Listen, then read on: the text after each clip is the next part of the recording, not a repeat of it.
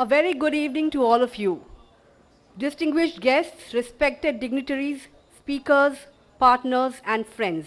It is my pleasure to welcome you all to the Andaman Ideas Summit 2026 here in Sri Vijayapuram. As we start the summit, I would request you all to kindly stand for the national song.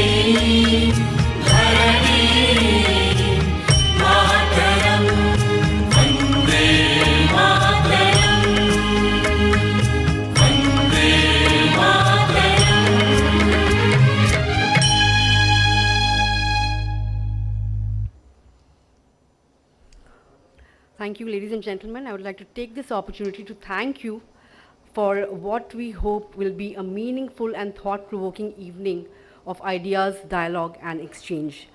Now, the Andaman and Nicobar Islands occupy a unique place in India's imagination and in its strategic future. They are a space of immense natural beauty, but also of immense importance, economically, socially, culturally, and strategically. Today's summit brings together voices from business, infrastructure, policy, security, and development to reflect on the opportunities and responsibilities that come with that significance. At the Wave Andaman, we believe that conversations matter when they lead to insight, and insights matter when they lead to action. This is what we hope this summit will achieve, to create a platform where ideas are not only discussed, but shaped into a broader vision for the future of the islands. We are honored by the presence of all our speakers and guests. A special welcome to all our dignitaries, panelists, and everyone who has taken the time to be here this evening. Before we go ahead and dive into all the conversations, important conversations that are lined up this evening, I would like to invite on stage Ms. Rashmi Rao, who's editor, The Wave Andaman, to take us through the journey over the last 1 year and also to share some words with the audience. Rashmi.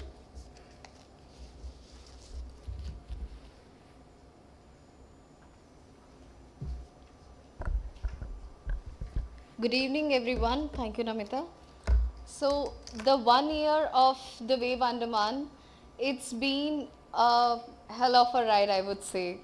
So, to say you the least, we have been trying to create a platform in our islands where ideas, conversation, and all the thoughts that happen to shape our islands can be, put together. Now, over the last 12 months, the Wave Andaman has tried to do something simple but important, and that is to create a space where the islands can speak for themselves. We have sought to look at Andaman not only through the lens of geography or tourism, but through the deeper lens of development, identity, resilience, opportunity, and responsibility. In that effort, we have had the privilege of engaging with entrepreneurs, policymakers, business leaders, civil society voices, and citizens who care deeply about these islands. Over the course of this year, our efforts have resonated with audiences both within and beyond the islands. Today, the Wave Andaman reaches more than 60,000 visitors every month through its digital platform. It has built a readership of over 3 lakh people and has achieved an Instagram reach of more than 2 million. These numbers are not merely analytical, they reflect a growing appetite for meaningful conversation about the islands and shared belief that local stories deserve a wider audience. For us at the Wave Andaman, the last year has been about listening, closely building trust and creating relevance. It has been about asking the right questions and bringing the right voices into the room. It has been about making sure that the story of these islands is not told from outside alone, but shaped from within by those who live, work, and dream here. Today, it's not just the destination reached, rather, it's a new horizon discovered. And on behalf of the Wave Andaman team, thank you for being part of the journey. Thank you for your belief, trust, and support. We look forward for continuing this work with renewed energy now on. And before we also move ahead, I would like to feature a film, The Wave Andaman, which gives a glimpse of a small journey of the Wave Andaman for the past 1 year. Can we have the AV, please? A year ago, a new voice emerged from the islands. A voice rooted in the Andaman and Nicobar Islands, yet connected to the national conversation. A voice committed to telling the stories that matter. As the Andaman and Nicobar Islands move to the center of India's development, maritime and strategic vision, the Wave Andaman has worked to document this transformation. From governance and public policy to local aspirations, we have followed the issues shaping the islands and the people driving change. We have tracked the conversations around infrastructure, connectivity, tourism, administration, environment, maritime affairs, and national security. Over the past year, the Wave Andaman has broken several high-impact stories that brought islanders close to the truth. Our journalism has earned recognition for its fairness, balanced, and nuanced understanding of island life. Today, the Wave Andaman reaches more than 40,000 viewers every month. It also proudly hosts Search Andaman, the island's leading business discovery platform, helping connect local businesses with customers and empowering entrepreneurship at the grassroots. From the shores of Campbell Bay to the corridors of New Delhi, we have worked to ensure that the islands are heard. The Wave Andaman remains committed to the highest standards of journalism. Its mission is simple: to tell the truth, to inform, to engage, and to reflect the aspirations of the islands and their people. As the Andaman and Nicobar Islands emerge as a major center of tourism, strategic significance, and cultural vibrancy, the Wave Andaman will continue to amplify island voices and carry their stories to the rest of the nation. because the story of these islands deserves to be told, and we are proud to tell it.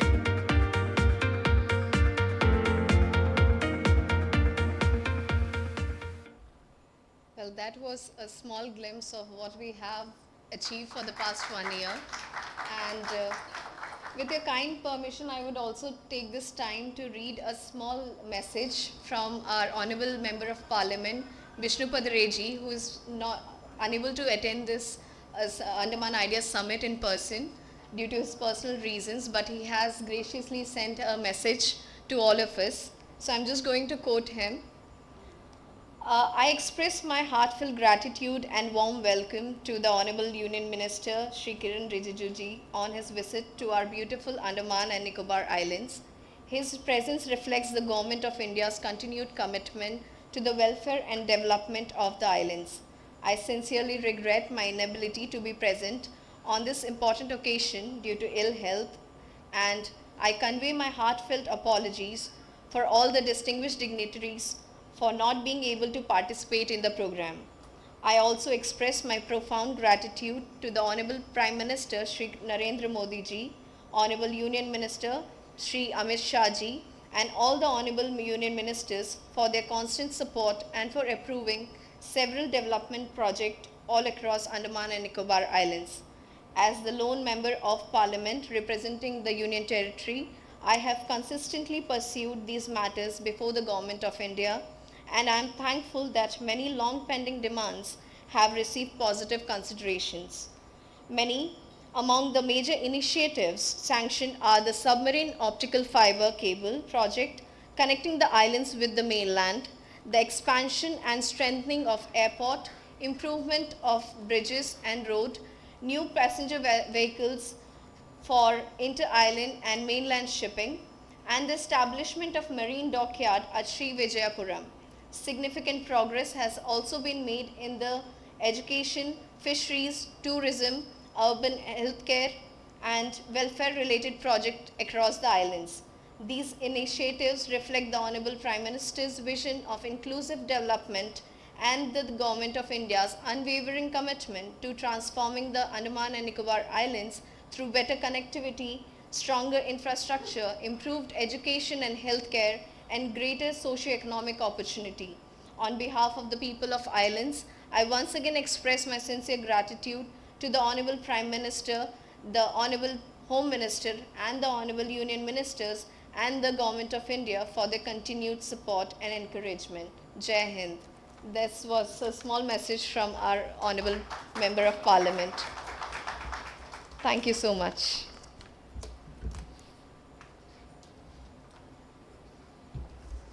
Thank you, Rashmi, for setting the tone for the evening. I really can't wait to get into or dive into the first conversation that we have lined up. Whenever we talk about Andaman, we often talk about tourism, but the government's vision for Andaman and Nicobar Islands goes much beyond tourism. Recently, we had Union Minister Ashwini Vaishnav talking about how Andaman could be a global internet hub. What are the challenges the islands like the Andaman and Nicobar Islands are facing today? In terms of how small entrepreneurs can scale up. We have a whole host of panelists who will be joining us for this discussion, and I can't really wait to dive into that. The topic of the discussion would be harnessing the island economy, tourism, sustainability, consumer access, and service delivery. Of course, island economies require a different lens vis-a-vis mainland.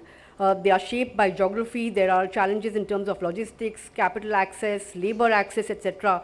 And of course, one needs to balance growth with preservation as well. That of course, that's something that perhaps could be the biggest unlock for the island economy. Now, in this session, of course, we will explore all these issues and how tourism can be strengthened further as well, how sustainability can also be embedded into growth, and how consumer access and service delivery can be improved in practical and meaningful ways. I would once again like to invite Rashmi Rao on the stage to lead this conversation with me. Of course, we have a whole host of esteemed panelists. I would like to invite them on stage one by one. Nitin Thakur, Group President, Strategic Initiatives, PRISM.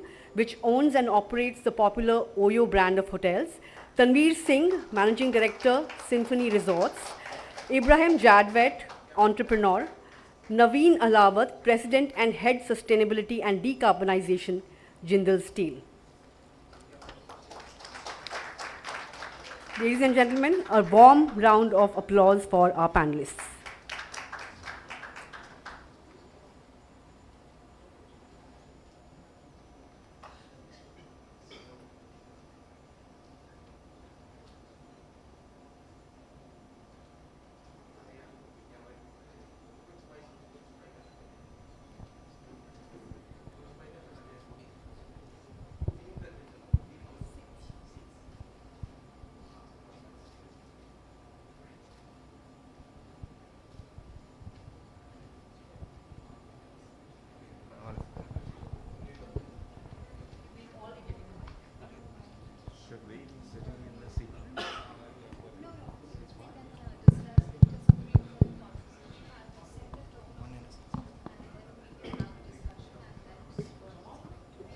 Check.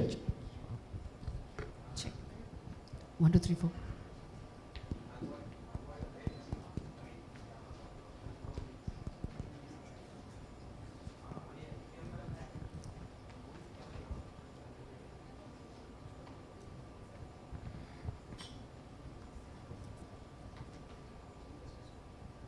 Good evening again, ladies and gentlemen. With this esteemed dignitaries sharing a dais, it's an opportunity that I can't miss. And to begin with, if you see the panel, we have an entrepreneur, a hotelier, industrialist, and all of them come from such different and diverse, set of industries. And in our islands, we have it all. But I would like to begin this conversation with an idea from all of you to see if we have all these things, opportunities lying across island, what is one thing that you believe can set the tone for upcoming, let's say, new entrepreneurs, and how can they be a profitable business but at the same time be sustainable for the islands? Okay, you want me to take this one? Hello everyone, good evening. We have a great August audience here. Thank you all the dignitaries present on the dais, all the panelists. Thank you Rashmi, thank you Nandita. So to give you a brief, I'm the 4th generation living here, right? The islands is in my blood, in my family's blood. My forefathers were freedom fighters.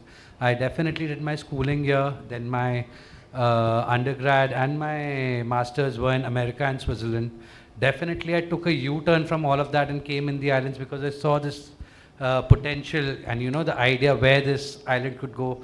After traveling around the world, getting know-how, how tourism is working, I definitely could see what Andaman had the potential for.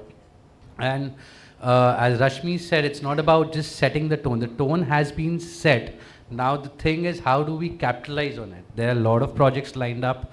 There's one island project, one island, one resort project. There's a golf resort project. There are many other projects lined up. There's the GNI project happening.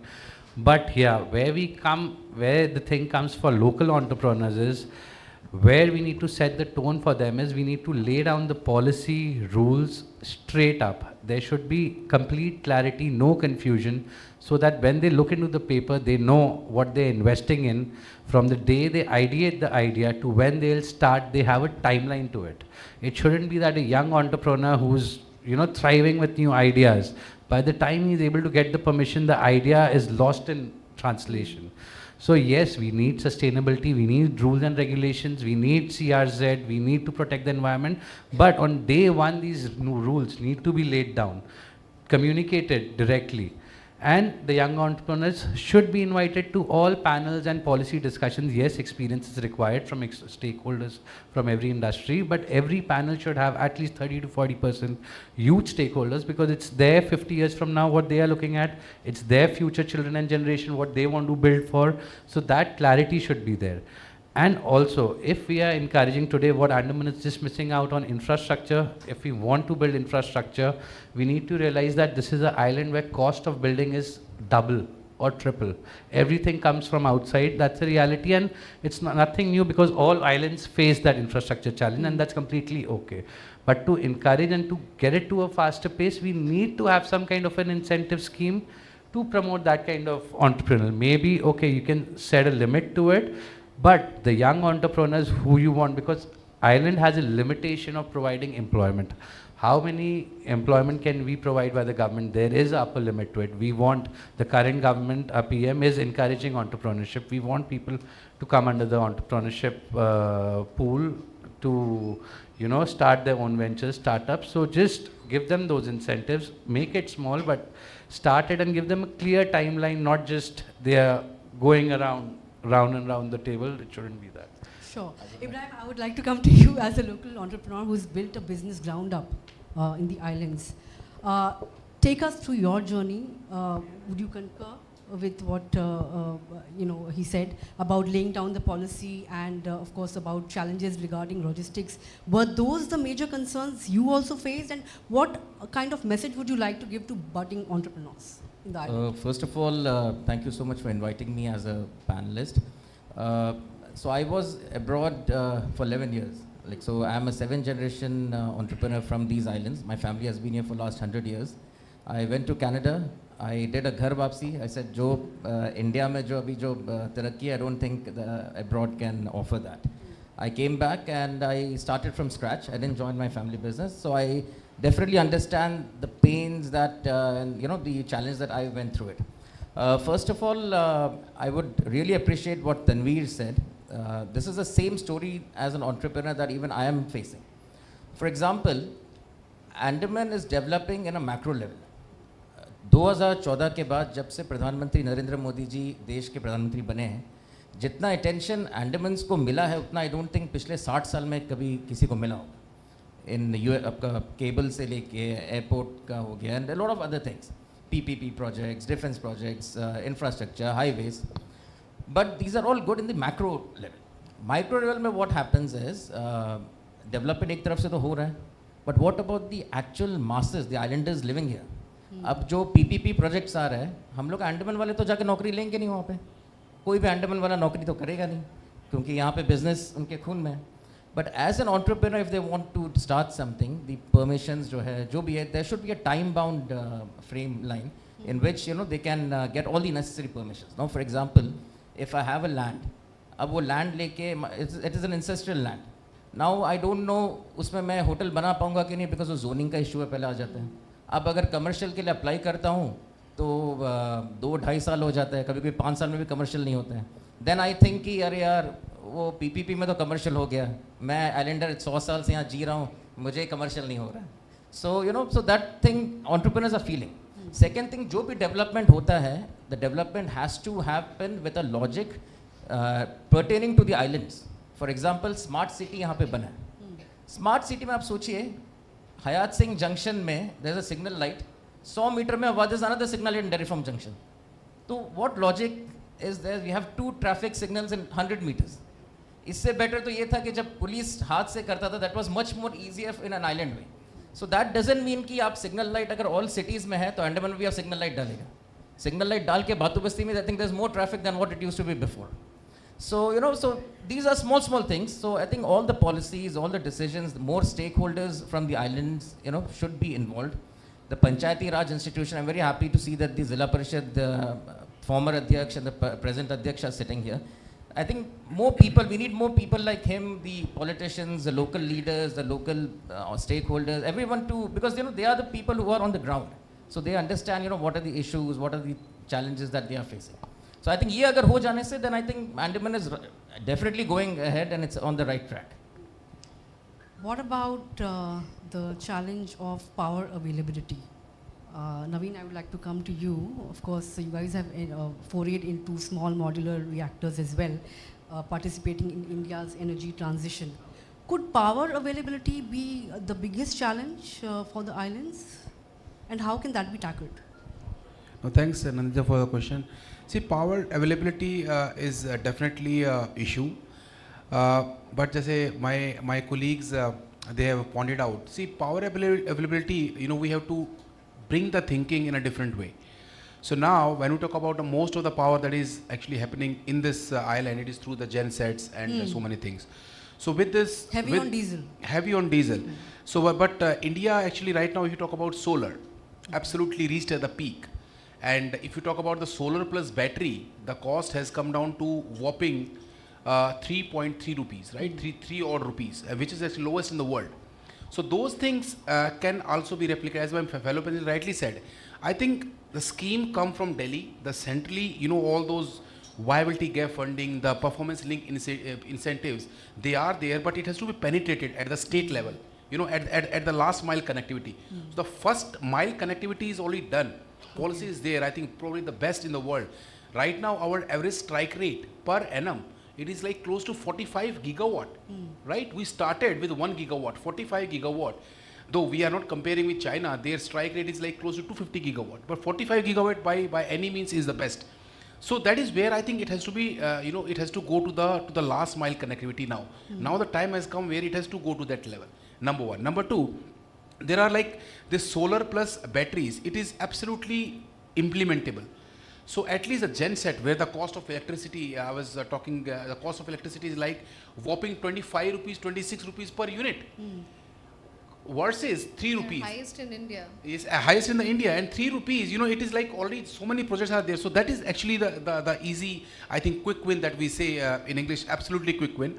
Second, about nuclear being, I think, considered, actually, especially it work very well for a place like Andaman, where everything can work on islanding mode.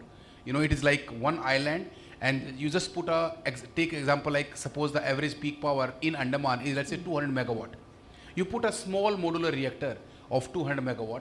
Right now the cost is slightly on higher side, but I think government of India is pushing a lot of efforts, giving 20,000 odd crores to develop this small modular reactor. But I think in times to come, it will be one of the perfect example. It is just like about submarine.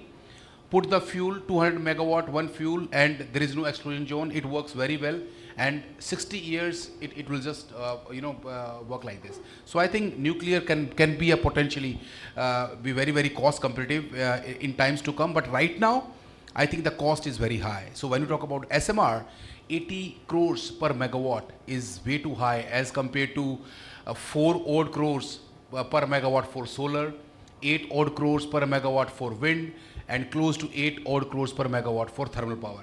But if we talk about the future, Andaman 2.0, 3.0, as we move forward, nuclear is definitely one of the solutions.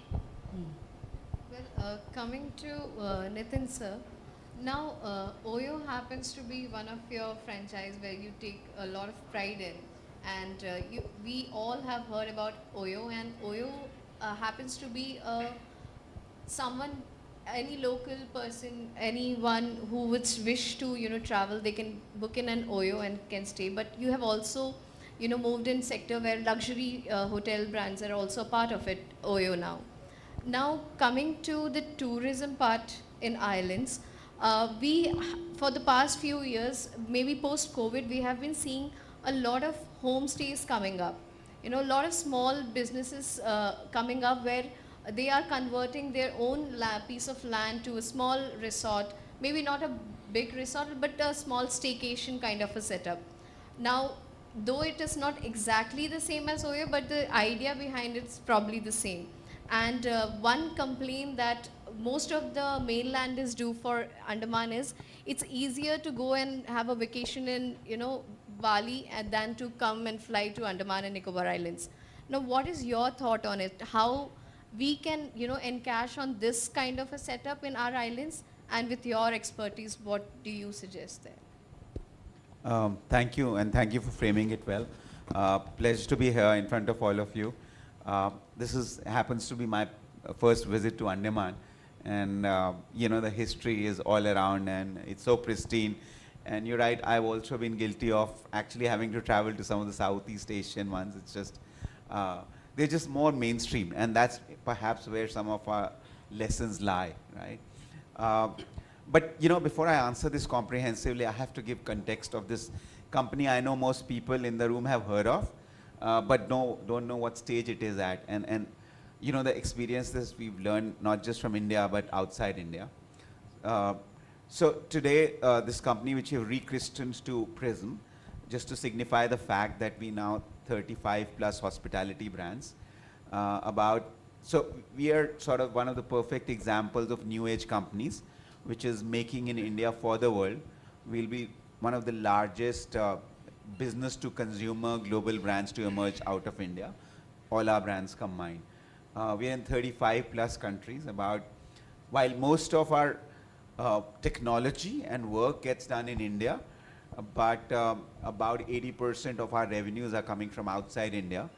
Our major markets are almost all the developed countries that you can think of, which actually are also big tourism magnets and also ecologically responsible tourism.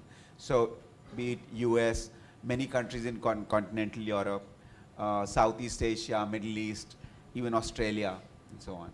So now with that context and the fact that this is a company which helps operate 25,000 hotels and coming to homestays, we are the largest vacation home, summer home platform in Europe with more than 100,000 such homes on our platform.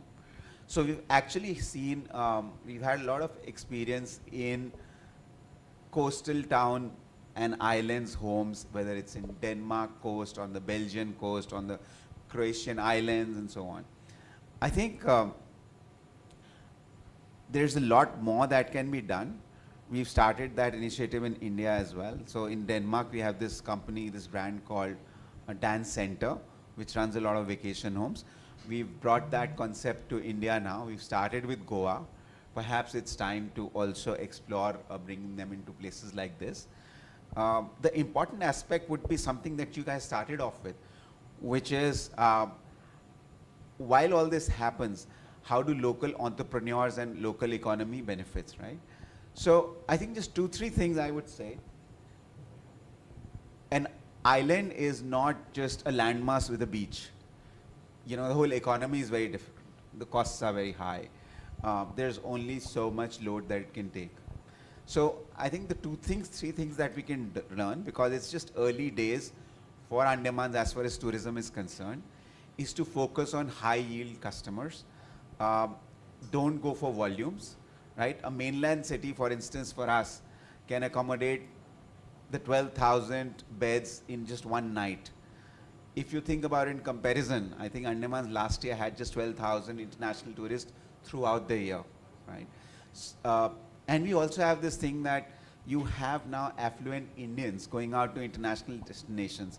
And I think last year we spent around 3 trillion rupees, 3 billion rupees outside. So getting in more vacation homes, which are community owned, capacity capped, run through global platforms like us so that they have the online tourism, online demand coming in. But making sure that the people stay longer through concepts such as wellness stays, a whole lot of your scuba and marine certification, because those customers stay longer, right? And ensuring that we develop the multi-island circuit. So they stay longer, they stay off season, and they spend more without taxing the environment too much.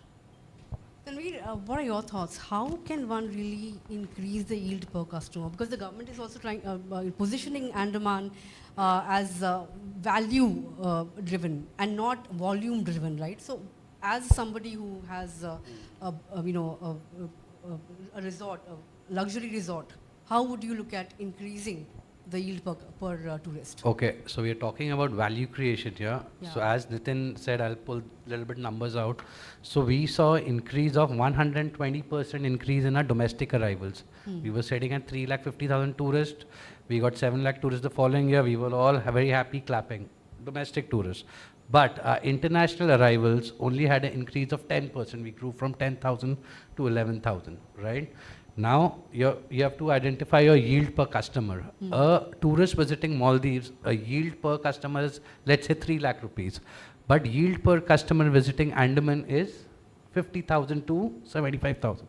Ballpark, I'm saying. So the only way, how Nitin said, is to increase your yield, reduce your volume.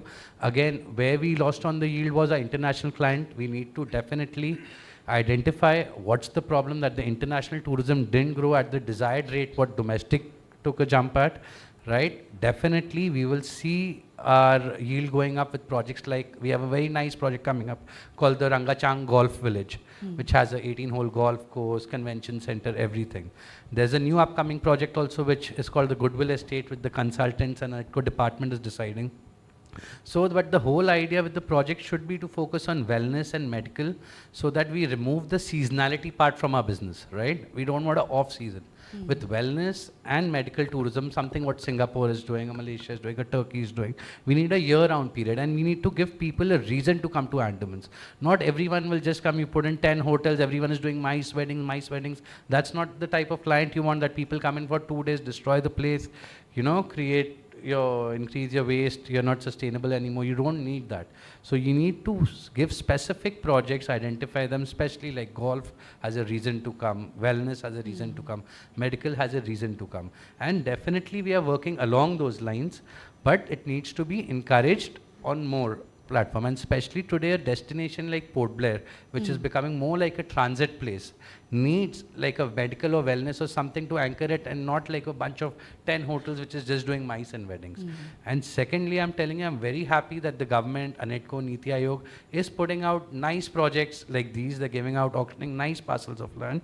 But where I'm concerned, as we earlier said, with the local community, is that if we don't skill them, right, if we don't provide those institutes or we don't educate them, our local community won't be able to take advantage of these opportunities, because skill has the most lead time, right?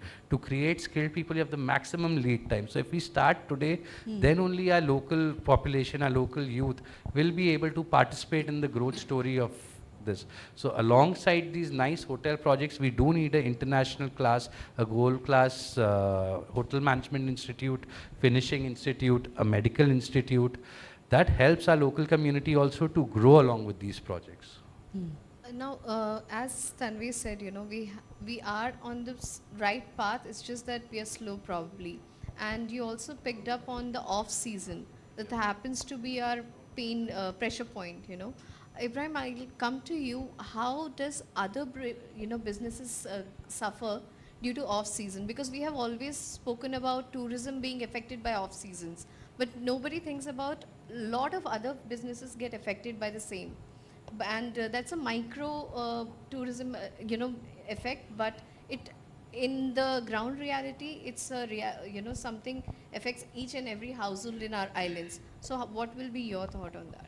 So definitely when off season comes, so because of tourism, everything is interlinked. Once, first of all, the air prices goes up. And if no tourist comes here, then definitely, hotels khali jayega, people won't be able to sell more vegetables, more fruits. Everything is, linked with each other. Even FMCG business, you won't be able to do much more sales. So I feel, as Tanveer rightly said, we need to have an off-season attraction that can attract a lot of tourists here, because tourism is our main thing. Apart from this, even if we focus on fisheries, fisheries can also not be done during these months because it's completely raining, monsoon. So similarly, as we look for more attractions, I would also like to say that Andaman Nicobar has a very beautiful local culture that needs to be promoted. So I run a handicraft business. There are a lot of handicrafts that you see in Andaman Nicobar Islands. People buy, tourist buys here. They are not from Andamans, sadly. The shells that you buy, the pearls that you buy, everything comes from Chennai. You buy it and then again you take it to Chennai.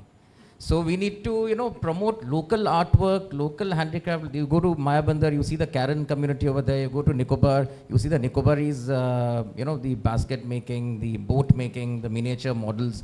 So these are something which needs to be promoted more. For example, I feel a technical institute should be set up by the local administration, which should train the Nicobaris on making their own handicrafts. Very sadly, in today's, the newer generation, not a lot of Nicobaris know even how to make what their parents used to make. In fact, forget about the handicrafts, they don't even speak in Nicobaris. We need to promote Nicobari as a language. Nicobari should be the third language in all Nicobari schools in Nicobar district. There should be signs in Nicobar, English, Hindi and Nicobari signs in Nicobar. Similarly, that's how we promote local language, right? And then, in fact, they are also very good in singing. They are very good in music. So, these things, can be a very good attraction in the evenings. यहाँ पे people come here, tourists बोलते हैं रात को भाई करने के लिए कुछ है नहीं, कहाँ जाऊँ? सेल्युलर जेल तो हमको देखना भी, बहुत लोग जाते हैं, बट बहुत लोग ऐसा भी है नहीं, हमको सेल्युलर जेल नहीं देखना है और डिप्रेशन हो जाता है, हमको कहीं और जाना है, ऐसा भी बोलते हैं. तो उसके लिए क्या है, ठीक है, आप सेल्युलर जेल आपके लिए एक ऑप्शन है, लाइट एंड साउंड शो आप देख सकते हैं. अगर आपको लाइट एंड साउंड शो नहीं देखना, you go to a cultural village where you will see all the tribals performing there, we have Nicobarese, we have Karen, we have the Ranchi community, we have Tamil community, it's like a mini India thing. You can develop a nice thing how you have in Delhi, I think Chokardani or something like that. We can have a food stall, a food street. So there are a lot of things to do. Great Nicobar mein, there's a very famous mushroom which glows in the night. You can make a botanical garden here with so much mushrooms. उसी से आप per day का 500 rupees ticket रख देगा, administration कमा लेगा बहुत. There's so much opportunity. A lot of people in the room know Andaman has a state flower, which is very similar to the cherry blossom that we see in Japan. We make Marina Park, we make all the Gandhi Park, but we don't put that state flower. No, our next generation will even forget about the state flower. Make a street where we put both the trees, on both the sides. Let's make it a cherry blossom festival, something like that, and that happens here. So if you go towards Bamboo Flat right now, or if you go tomorrow, if you ever get a chance, you'll see a lot of purple color flowers. It looks very similar, and on the floor also you might see a lot of flowers there. So these are the things this is the actual beauty of Andamans. Development, yes, definitely. We need development, we need good infrastructure, we need better roads, we need water, we need electricity. But these are some soft tourism. Prime Minister Modi, I know whenever he goes abroad, he says, India has a soft power. So this is Andaman's soft power. And jab Andaman will grow, definitely we need to promote these soft power. Then only we'll be able to, have a sustainable development. Naveen, coming to you, of course, since you've spoken about how Ashwini Vaishnav wants to, establish, government has more aspirations when it comes to Andaman and look beyond tourism. If the government has your ear for 60 seconds, what would you like to suggest, or what would you like to, lay out to the government, so that they can establish this place as a data center hub? Because internet connectivity is not an issue; it's the power issue that's mainly plaguing the island, right? So, what should be done for the government to really speed up, that ambition that they want to establish here? No, very good question. Three things I would say here. Number one is data center, I think can be a very good opportunity, and for that I think nuclear coupled with data center is amazing, because for running a data center you need round the clock RTC power, right? And nuclear is definitely the answer. So small modular reactor can be definitely a solution. Second, there is a maritime services. I think that can be promoted in this place. The nursing and maritime, especially the colleges, that can, because skill is definitely, I agree with one of my panelists that skill is definitely be on a critical path. As we move forward, we don't have the skill manpower in our industry, iron steel, the most conventional, very old industry. If I have to call, like take a call that who can be the top potentially future leaders in who can act as a CEO, I won't be able to cross one. So that is how so I think maritime industry can definitely be one of the industry to be developed here. Plus the third is the bunkering hub. This place can definitely act as a bunkering hub, and going for a low carbon emission fuels like blue methanol or ammonia. They can be like, power is the crux from electrons, how you convert to the molecules. So now three places have been identified. On the eastern coast we have Paradeep, on the western coast we have Kandla, and southern coast on Tuticorin. So beyond Tuticorin, I think this can also be a potential hub that can be developed, and as a bunkering hub, and it can work really well.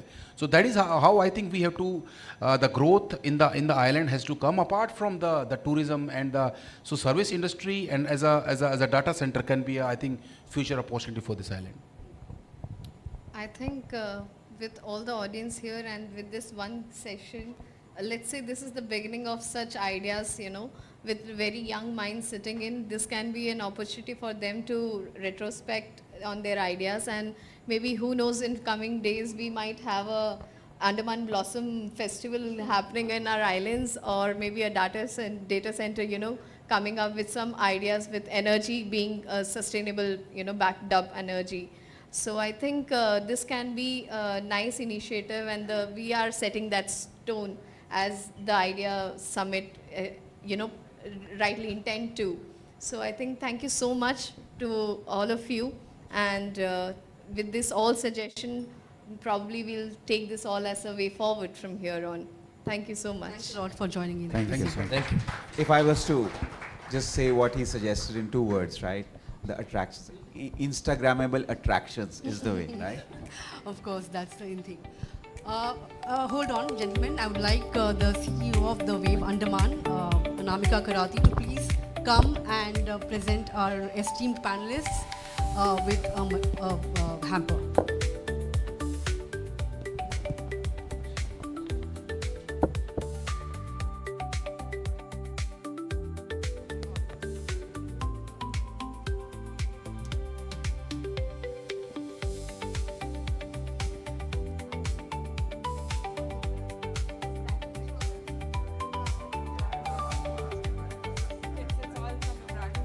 Everything that is speaking of the culture and the sustainability, all the trinkets that we get in our islands, we have it all here.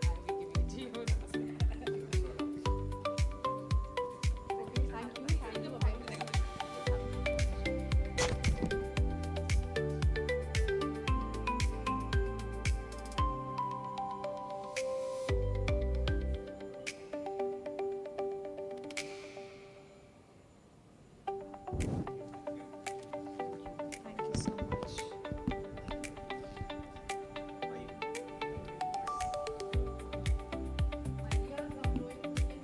We had some ideas about Cherry Blossom Street, Instagrammable spots, data center hub, developing, the artifacts industry as well. So yes, ideas are flowing thick and fast, but I think we should move on to our next fireside chat.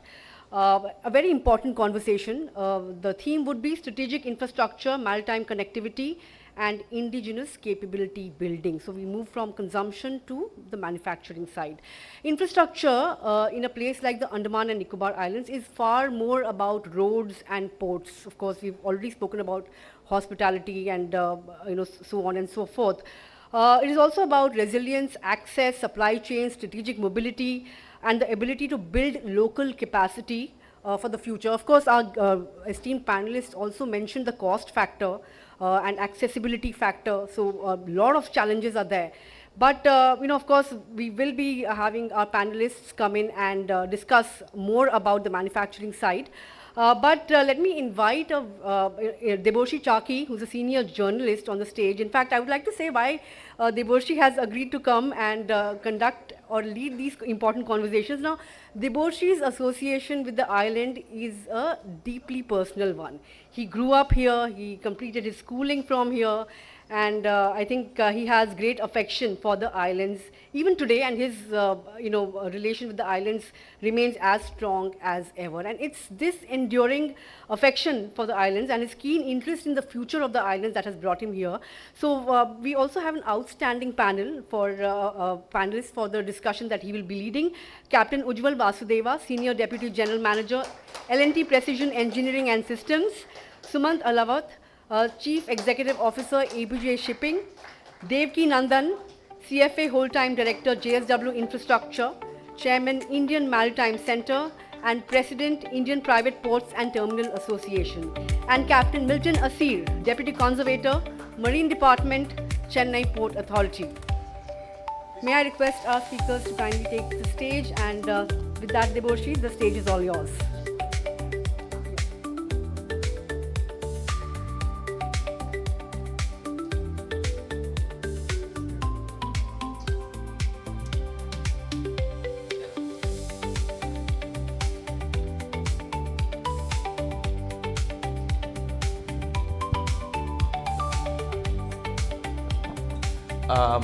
Thank you everyone. I know it's Saturday. मैं अंडमान में बड़ा हुआ हूँ, मुझे पता है कितना मुश्किल होता है सैटरडे के दिन ऐसे आके 3-4 घंटा बैठना। तो firstly thank you for that. Second, thank you to all of you guys. आप सब आए, कोई 2 फ्लाइट पकड़ के आप आए। Sumant has been here for some time. Sir आप you came today morning just, and sir you also came from Chennai port, by the way. So amazing collection of experts. So this is a unique day in my recent memory as far as Andaman and Nicobar is concerned. Another thing I was telling the organizers, it should not be a Gyan Sangam, where we talk down to people, say, कि ये होना चाहिए, वो होना चाहिए. It's a collective effort to think together.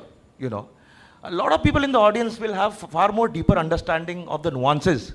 We may say something, and the reality on the ground reality could be very different. In those situations, feel free to interject and talk to us. So that's absolutely something that we are looking at. It's an ideas summit, and ideas are always welcome. Now coming to our panel discussion, today's discussion is about infrastructure. And when you talk about infrastructure, I think two most important things are ports. There is a lot of talk around ports. The Great Nicobar project has been in the public discourse for a while now. And then there is the question of power. And of course, ports and shipping go together. Let me first go to Devki sir. He is also the president of Private Ports and Terminals Association of India. So basically, जितने भी private ports operators हैं India में, Adani's, Jindal, तो you are part of Jindal Infrastructure. So all of that, he's the boss. Let me start this discussion with your opening remarks. What do you think of the port potential of Andaman and Nicobar Islands?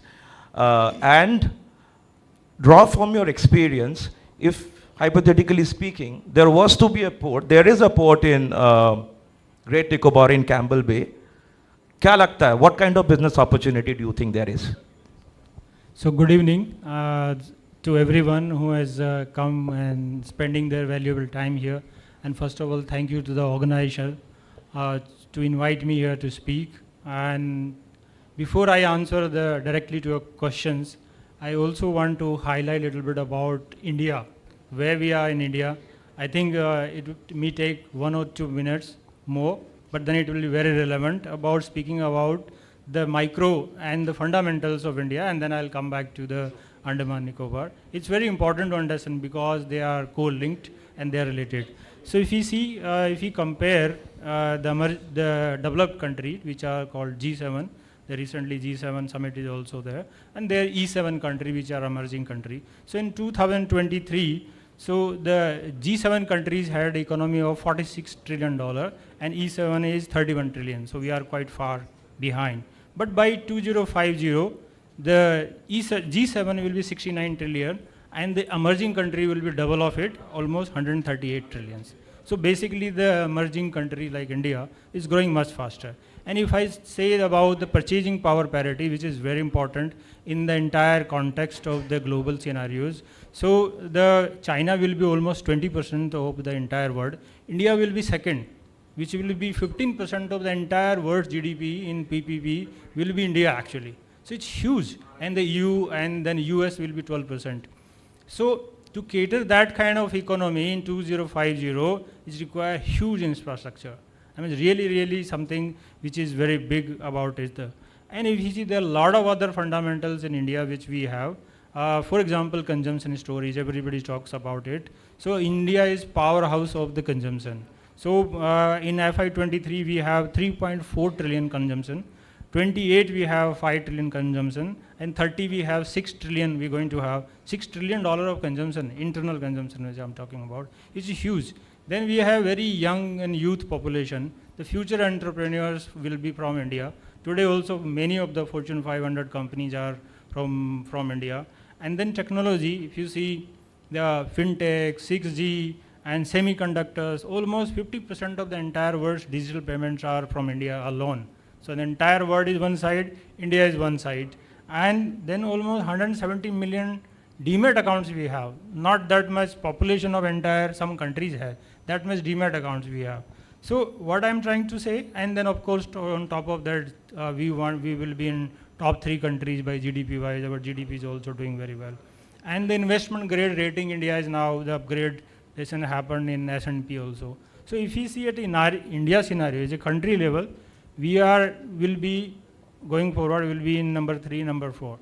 Now I come back to the marine sector or maritime. So business case for ports, is that what you're saying? So there is enough demand and supply. to Absolutely. ensure that there should be But port-led I also development. want to highlight one more thing.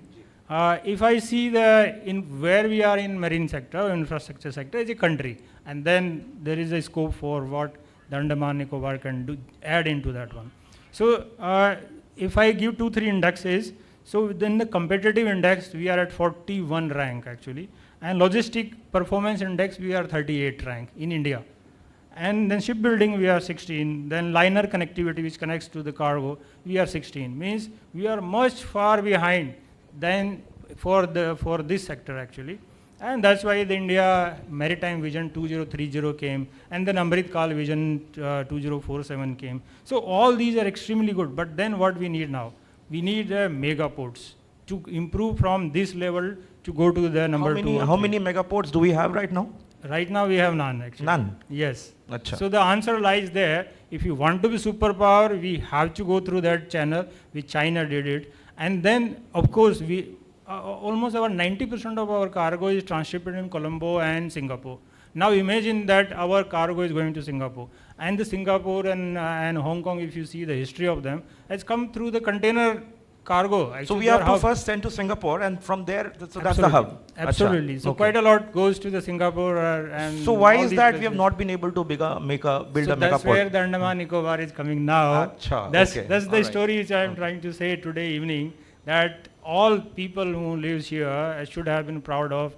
The one crown jewel is going to be added up here by the government of India with 46,000 crore rupees of investment, and this will be a really game changer for this. Why? Because almost there's a shipping route which is passing through. It's just 40 kilometers from the shipping route. And then the Chennai high-speed connectivity is coming up here, Chennai, Andaman, Nicobar. So if we have data connectivity, the optic fibers, and then of course once the PPP project comes, there are all other ancillary industries will come, like fueling, which we talk about, shipbuilding, we have n number of things, and then the cold storage, and which will help fisheries. So n number of skill development, and then the lot of things are for the main people who are living here and can add skill and can work there. So going forward, this will be a really game changer for this, not only for this place, but also for India. That's what I want. All those, anybody who's thinking about the environment part, I must add that there is another panel after this where we'll talk about that. But for the time being, coming to Sumant, how are you seeing the Andaman opportunity? Are you happy? You have just started operations here. I think how many? 2 months, 3 months? No, it's been 4 months. 4 months. How's been your experience? Scope for Yes, improvement? Of course, there is a scope for improvement, but I think what Devki was saying, if this project is executed well, it's definitely going to be a game changer. And shipping has to contribute to execute it well in terms of, moving your construction material, everything. You only have 2 ways of doing it, either via air or sea. Obviously, that kind of a scale you can't achieve via air. So shipping has to be a key factor to be countered and considered in this. What we see now, I think we have only 7 ships plying from mainland here. Those are 3,000, 4,000 tonners. Obviously, that kind What of is the average holding period for cargo right now in the ports? is out. And what do you think? Why is that not there in the first place? No, I don't want to, be as diplomatic as you want to be, but I'm just asking, why do you think, despite, हम तो बचपन में जहाज में जाते आते थे, everybody realizes what are the shortcomings. Why that you think has not happened so far? I think the government has started focusing on this, and the focus has come, we can see in policy making, and what I can only think is that the focus was not there from previous governments or whatever the previous regimes. But as a new entrant, we see, the local administration is very supportive. They've been very fair and transparent. We've had a lot of hiccups, but we see the policies, we see there is a need for new entrant, obviously, and but then there is a lot of resistance from existing players, which we think is a very short-sightedness on their part. Right. Could you sort of elaborate in the sense, because you also mentioned that this somewhere ultimately because of the unevenness of the market, it's the customer on the ground who ends up paying a lot of money. Absolutely. यहाँ आप कुछ भी खरीदिए, you have to add the transportation part of it. That is true. That is because as I mentioned, there were very few tonnages which were catering to this main island, and I would say the efficiency was not there. And there is basically, if you ask me, there was a duopoly. Yeah. There are two operators who were catering from mainland, and when you have duopoly or monopoly, you know the answer to this, right? So that How much do you think the cost of goods will come down if the situation resolves? Well, after we have come down, I mean, we have started our service. I think I'm not the right person, but you should ask the islanders here. But I think it is somewhere around 30 to 40%. We have brought the cost down. तो basically अगर आलू प्याज ये सब चीज़ें लेनी होंगी तो उसके बाद में the cost of everything is going to come down, if these issues are resolved. I mean, something needs to be done about it. I think there are enough pointers what needs to be done, and I'm sure the administration is doing its best to solve this. They have. That is there. Now coming back to our previous discussion about the opportunity that Andaman Nicobar presents. So I was reading a little bit. So we are on a very crucial shipping line. Although Colombo and Singapore are options, but these mega vessels, they actually have to take a detour to reach these areas. Now, assuming there is a big infrastructure project like the Great Nicobar Port, will a company like L&T Defense think about starting up manufacturing operations? Because you'll be very close to where the strategic areas are, as far as India's defense is concerned. What is your view on that, Captain Ujjwal? Sorry, from L&T Defense, for those who he missed. L&T Defense, as we all know, is in the forefront of building some of the most complicated pieces of defense equipment. And yeah, over to you. Yes. So happy to be here. Thank you for inviting me here. Before I dive into the question, I would like to acknowledge here that I've seen a great sense of great energy and involvement here amongst the organizers. So whomsoever I was speaking to, so they were like, we've been invited by them and we cannot say no. And it was so much of passion that I saw here, and I personally believe whatever is done with a lot of passion gathers a lot of momentum and sees the light of the day in the positive sense. So best wishes to the organizer, and I hope it really takes off and does well from here. Now coming to the question here, now we have very recently seen the Iran-US conflict which was there. The Strait of Hormuz became the discussion point on every news channel, discussion points and all that, because that is where all the the ships are coming from there. Okay, so it was becoming a choke point where you could stop the thing and everything down the line is getting affected. So similar is the situation from here. We are hardly 150 miles, like Indra Point, if you see from Malacca Straits, the western tip of that, there's hardly 150 kilometers from there. So we are in that zone where almost 1/4 of world's trade is passing through, and almost 100% of the East Asian countries' energy is passing through. So it's a very, very strategic place where we are right now here, and we are discussing at that place. And to your question, yes, that project will become, it will be a game changer, I feel so, because if we are able to tap in, geographically we have that advantage. It's a very big strategic advantage that we have, and we have to utilize it.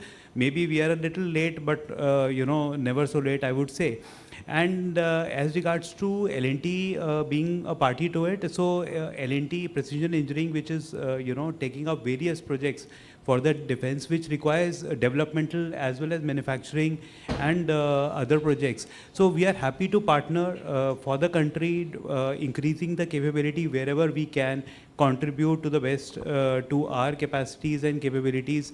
And whenever such a requirement comes from the government, we are at the forefront to bid for it, see to it that we do our best to deliver.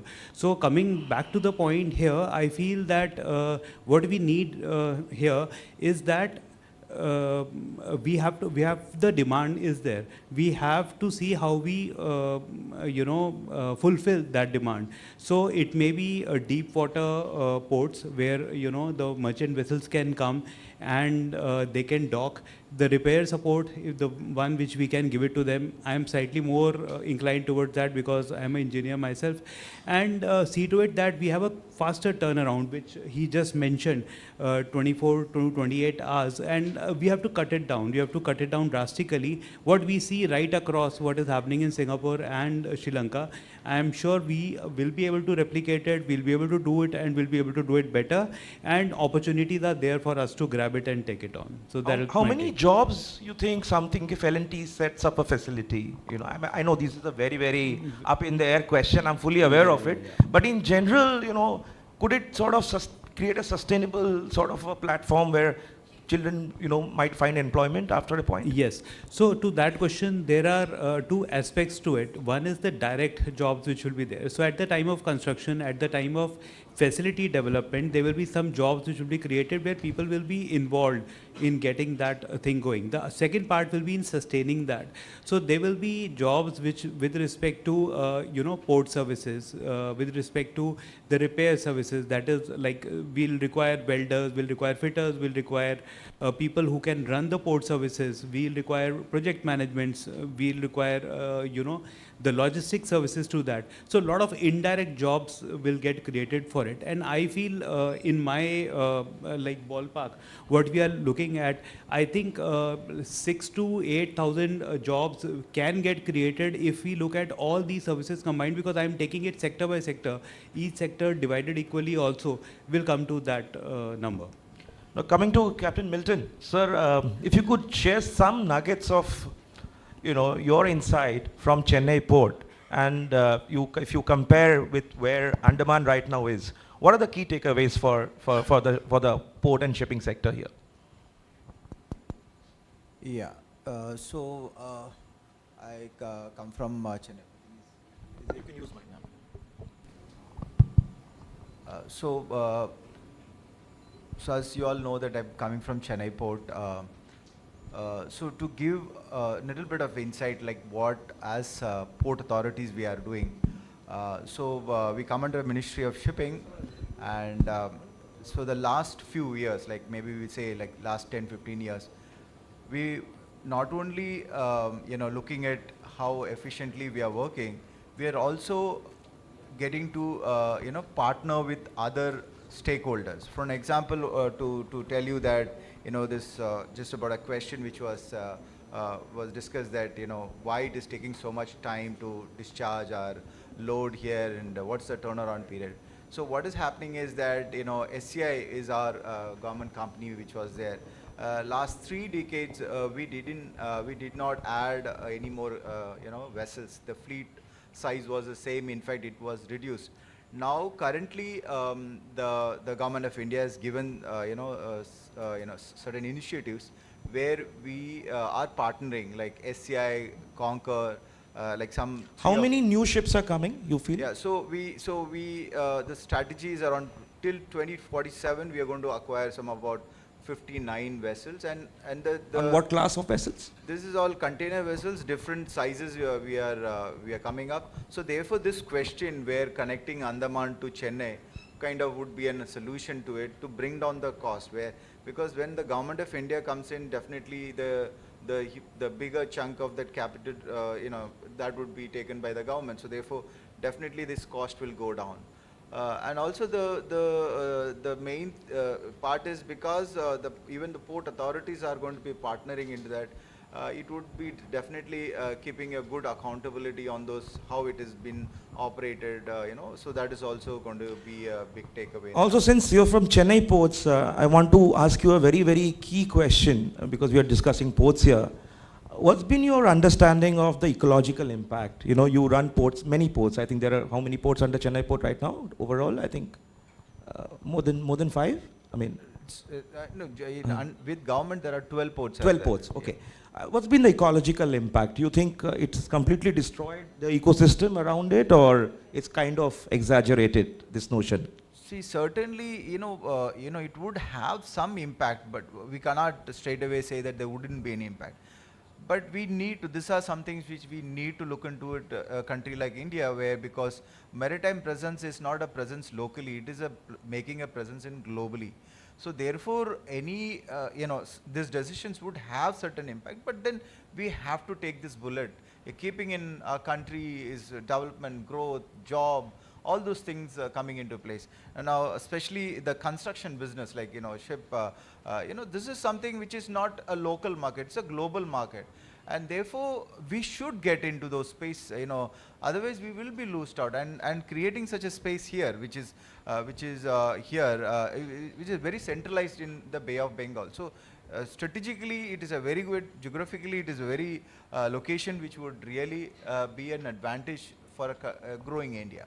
I recently, in Mumbai where I work, I met some senior policymakers, and my key takeaway from that discussion was the fact that, government wants to create champions, like China has created champions. China has big oil companies, it has big tech companies, and they have received all kind of support.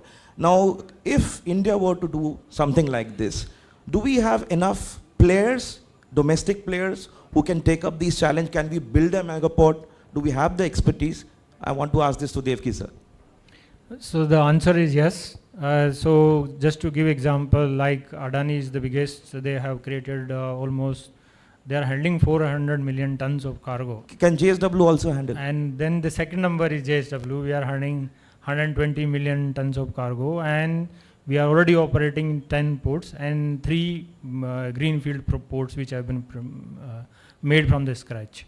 And one more thing I wanted to give is JSW infrastructure, like we are constructing 3 brand new ports. Where are these ports? So one is in Odisha, which is already like 70% complete. Second is in Maharashtra, and third is in Karnataka. So on the both sides of the coast, we are making ports. So making the greenfield port is not that easy, and maybe 2-3 years of job. It takes substantial amount of time. And I think it will be great then when this project comes. There are a lot of other partners like JM Baxi, etc., and then DP World, PSA. The foreign players are also there. But one thing certainly is there, that in India the container cargo is controlled by mostly the foreign shipping lines, because we don't have our own shipping line. Shipping Corporation of India and all these companies are a little bit smaller in size. And then so we have Sumant right next to you. Yes. You want to answer why that is the case? We don't have enough shipping lines? No, one of the thing was the ports, that we did not have a transshipment port. We were using Colombo and Singapore, as you mentioned. So the bigger vessels come, they dump or they offload their cargo at these bigger ports, and then the feeder vessel, the small feeder vessels, they carry it to Indian ports. So that is what I think the Indian government is trying to do with this GNI project, to make a transshipment port, which which makes it easier for our tonnage. And Colombo also you have to use feeder vessels. It's not, so people have this notion that a transshipment port should have hinterland connectivity. So that is not a prerequisite. No, not at all. No. So this is an ideal location, as he said, which we are almost 80 nautical miles from the entrance of Malacca Strait. So Singapore, what is their existence? The maritime ecosystem is what has given them the edge in the world, which is what they are capitalizing on. And we are 80 miles from there. Of course, we can definitely, they are 50 years ahead of us, but we can definitely catch up. If it is executed well, we are there. And L&T Defense, you think, it works logistically for you to sort of use this route for all your supply chain requirements, plus if you are exporting? So as regards L&T Precision Engineering goes, we are into defense business, in the sense we are making defense equipment and systems. So as part of that, we don't have much of need for that. But whatever required, it can be utilized from these sea lines. Sorry, I was talking to my Yeah, colleague. I'm so no sorry. problem, no problem. So I'll Sorry. just repeat. So I said from the L&T Defense Yes. side, which is precision engineering. So we produce like systems for the defense forces. So wherever it is requiring Right. it to be used for the sea lines, we can Sure. use these. Yeah, Right. we can use these lines, but then not as a continuous running business. No, will I not was be. intending this more on the lines of new ports coming up. So it definitely Yes. eases supply chain for you. Yes, yes, it will help out. Yes. And Sumant, how are you business forecasting with the kind of demand surge just talked about? Oh, definitely, we are very upbeat about this. If this project has to, I mean, if this is executed, not only us, a lot of bigger players have to chip in. You know, the scale will be beyond imagination of existing players. So we will need all hands on the deck, as we say in marine. Right, and literally so actually. Yeah. Thank you so much, gentlemen. So any last, parting observations? Yes, sir. Please go on. Yeah, in my opinion, this project should have come at least 40 to 50 years ago, not Absolutely. today. Because see, the Singapore and Hong Kong and all these big location, big cities have developed around the port. So actually, they are taking quite a large share from us only. So we should take our own share. If you proud ourselves, we should keep it for security reason, for all variety of things. We should be self-sufficient, which our Prime Minister is talking about. Right. So this project is already late.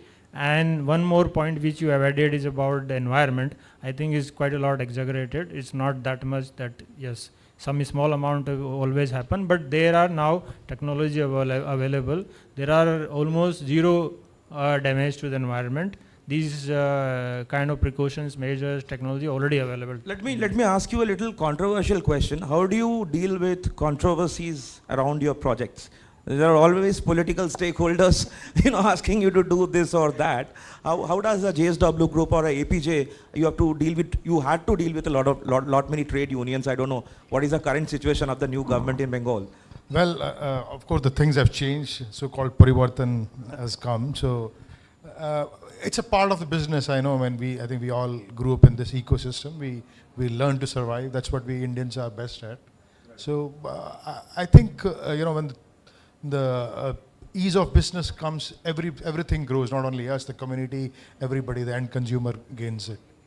So, आपको लगता है ease of business has become improved? Has it improved over the years, in the last at least? Certainly it has improved a lot, and like whatever I am seeing the industry here, I find that there is a lot of like energy in the industry, and a lot of young lot is also coming up to take on responsibilities to add on in their own ways. So like the bigger companies, they're trying to get AI into the stuff, but then I see really on the ground things are happening which are helping in productivity improvement. So yes, there is an improvement, and I find a very positive change on that side. Yeah. So how much capex? Do you mind doing capex in Andaman if everything works out for you? Are you okay? Capex in the sense, like I said, if a government project comes and You we will be part bid of for it. it, we will participate. What about you, Sumant? wholeheartedly. Are you going to open offices and employ a lot of local people? Definitely, yes. We already here. We've already done some investment, and we're coming up with more. I'm not going to embarrass you by asking if you're going to bid for the Great Nicobar Port project, but if you still want to answer it, you can answer. And how are you going to help the local economy? So absolutely, I think this is a very good project coming up by the Chennai, and I think the major port authorities are building it initially, and then they will bid out on PPP.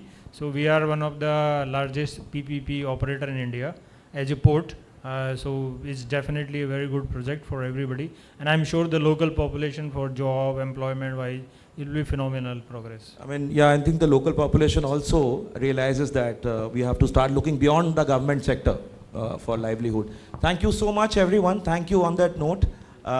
We'll move on to our next panel. Anamika Karati, CEO of Wave Andaman, to present a hamper to our esteemed panelists. Deborshi, please stay back. We will get the next panel on as well.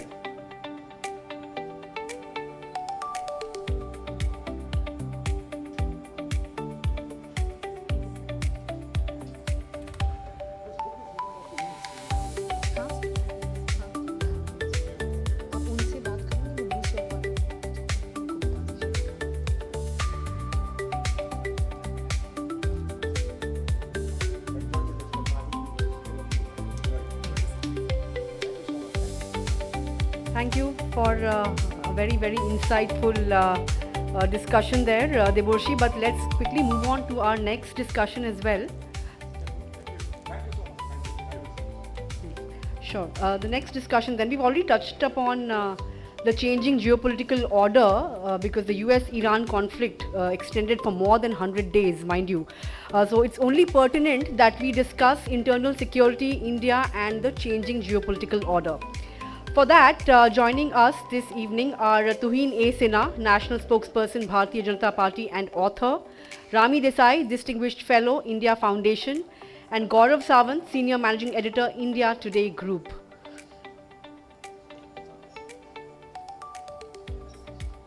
Well, I've only had the privilege of watching Gaurav sir on TV, and today, of course, I have the privilege of meeting him in person, and I look forward to meeting him after the event as well.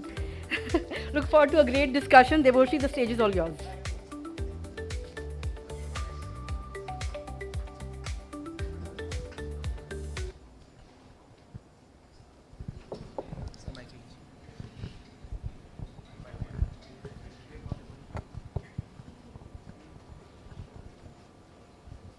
Shall we wait for 2 minutes? I'm setting up the table so that the Honorable Governor is on his way.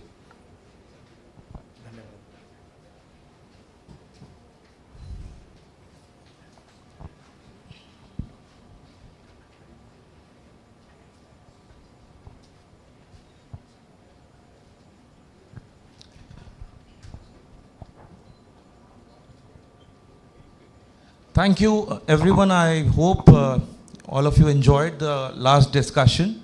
It was largely on business, but here we are discussing a very, very important topic which all of us relate to, and we feel it every day, which is internal security, and also to large extent what we saw in the last 1 or 2 years, what we are seeing in the Middle East.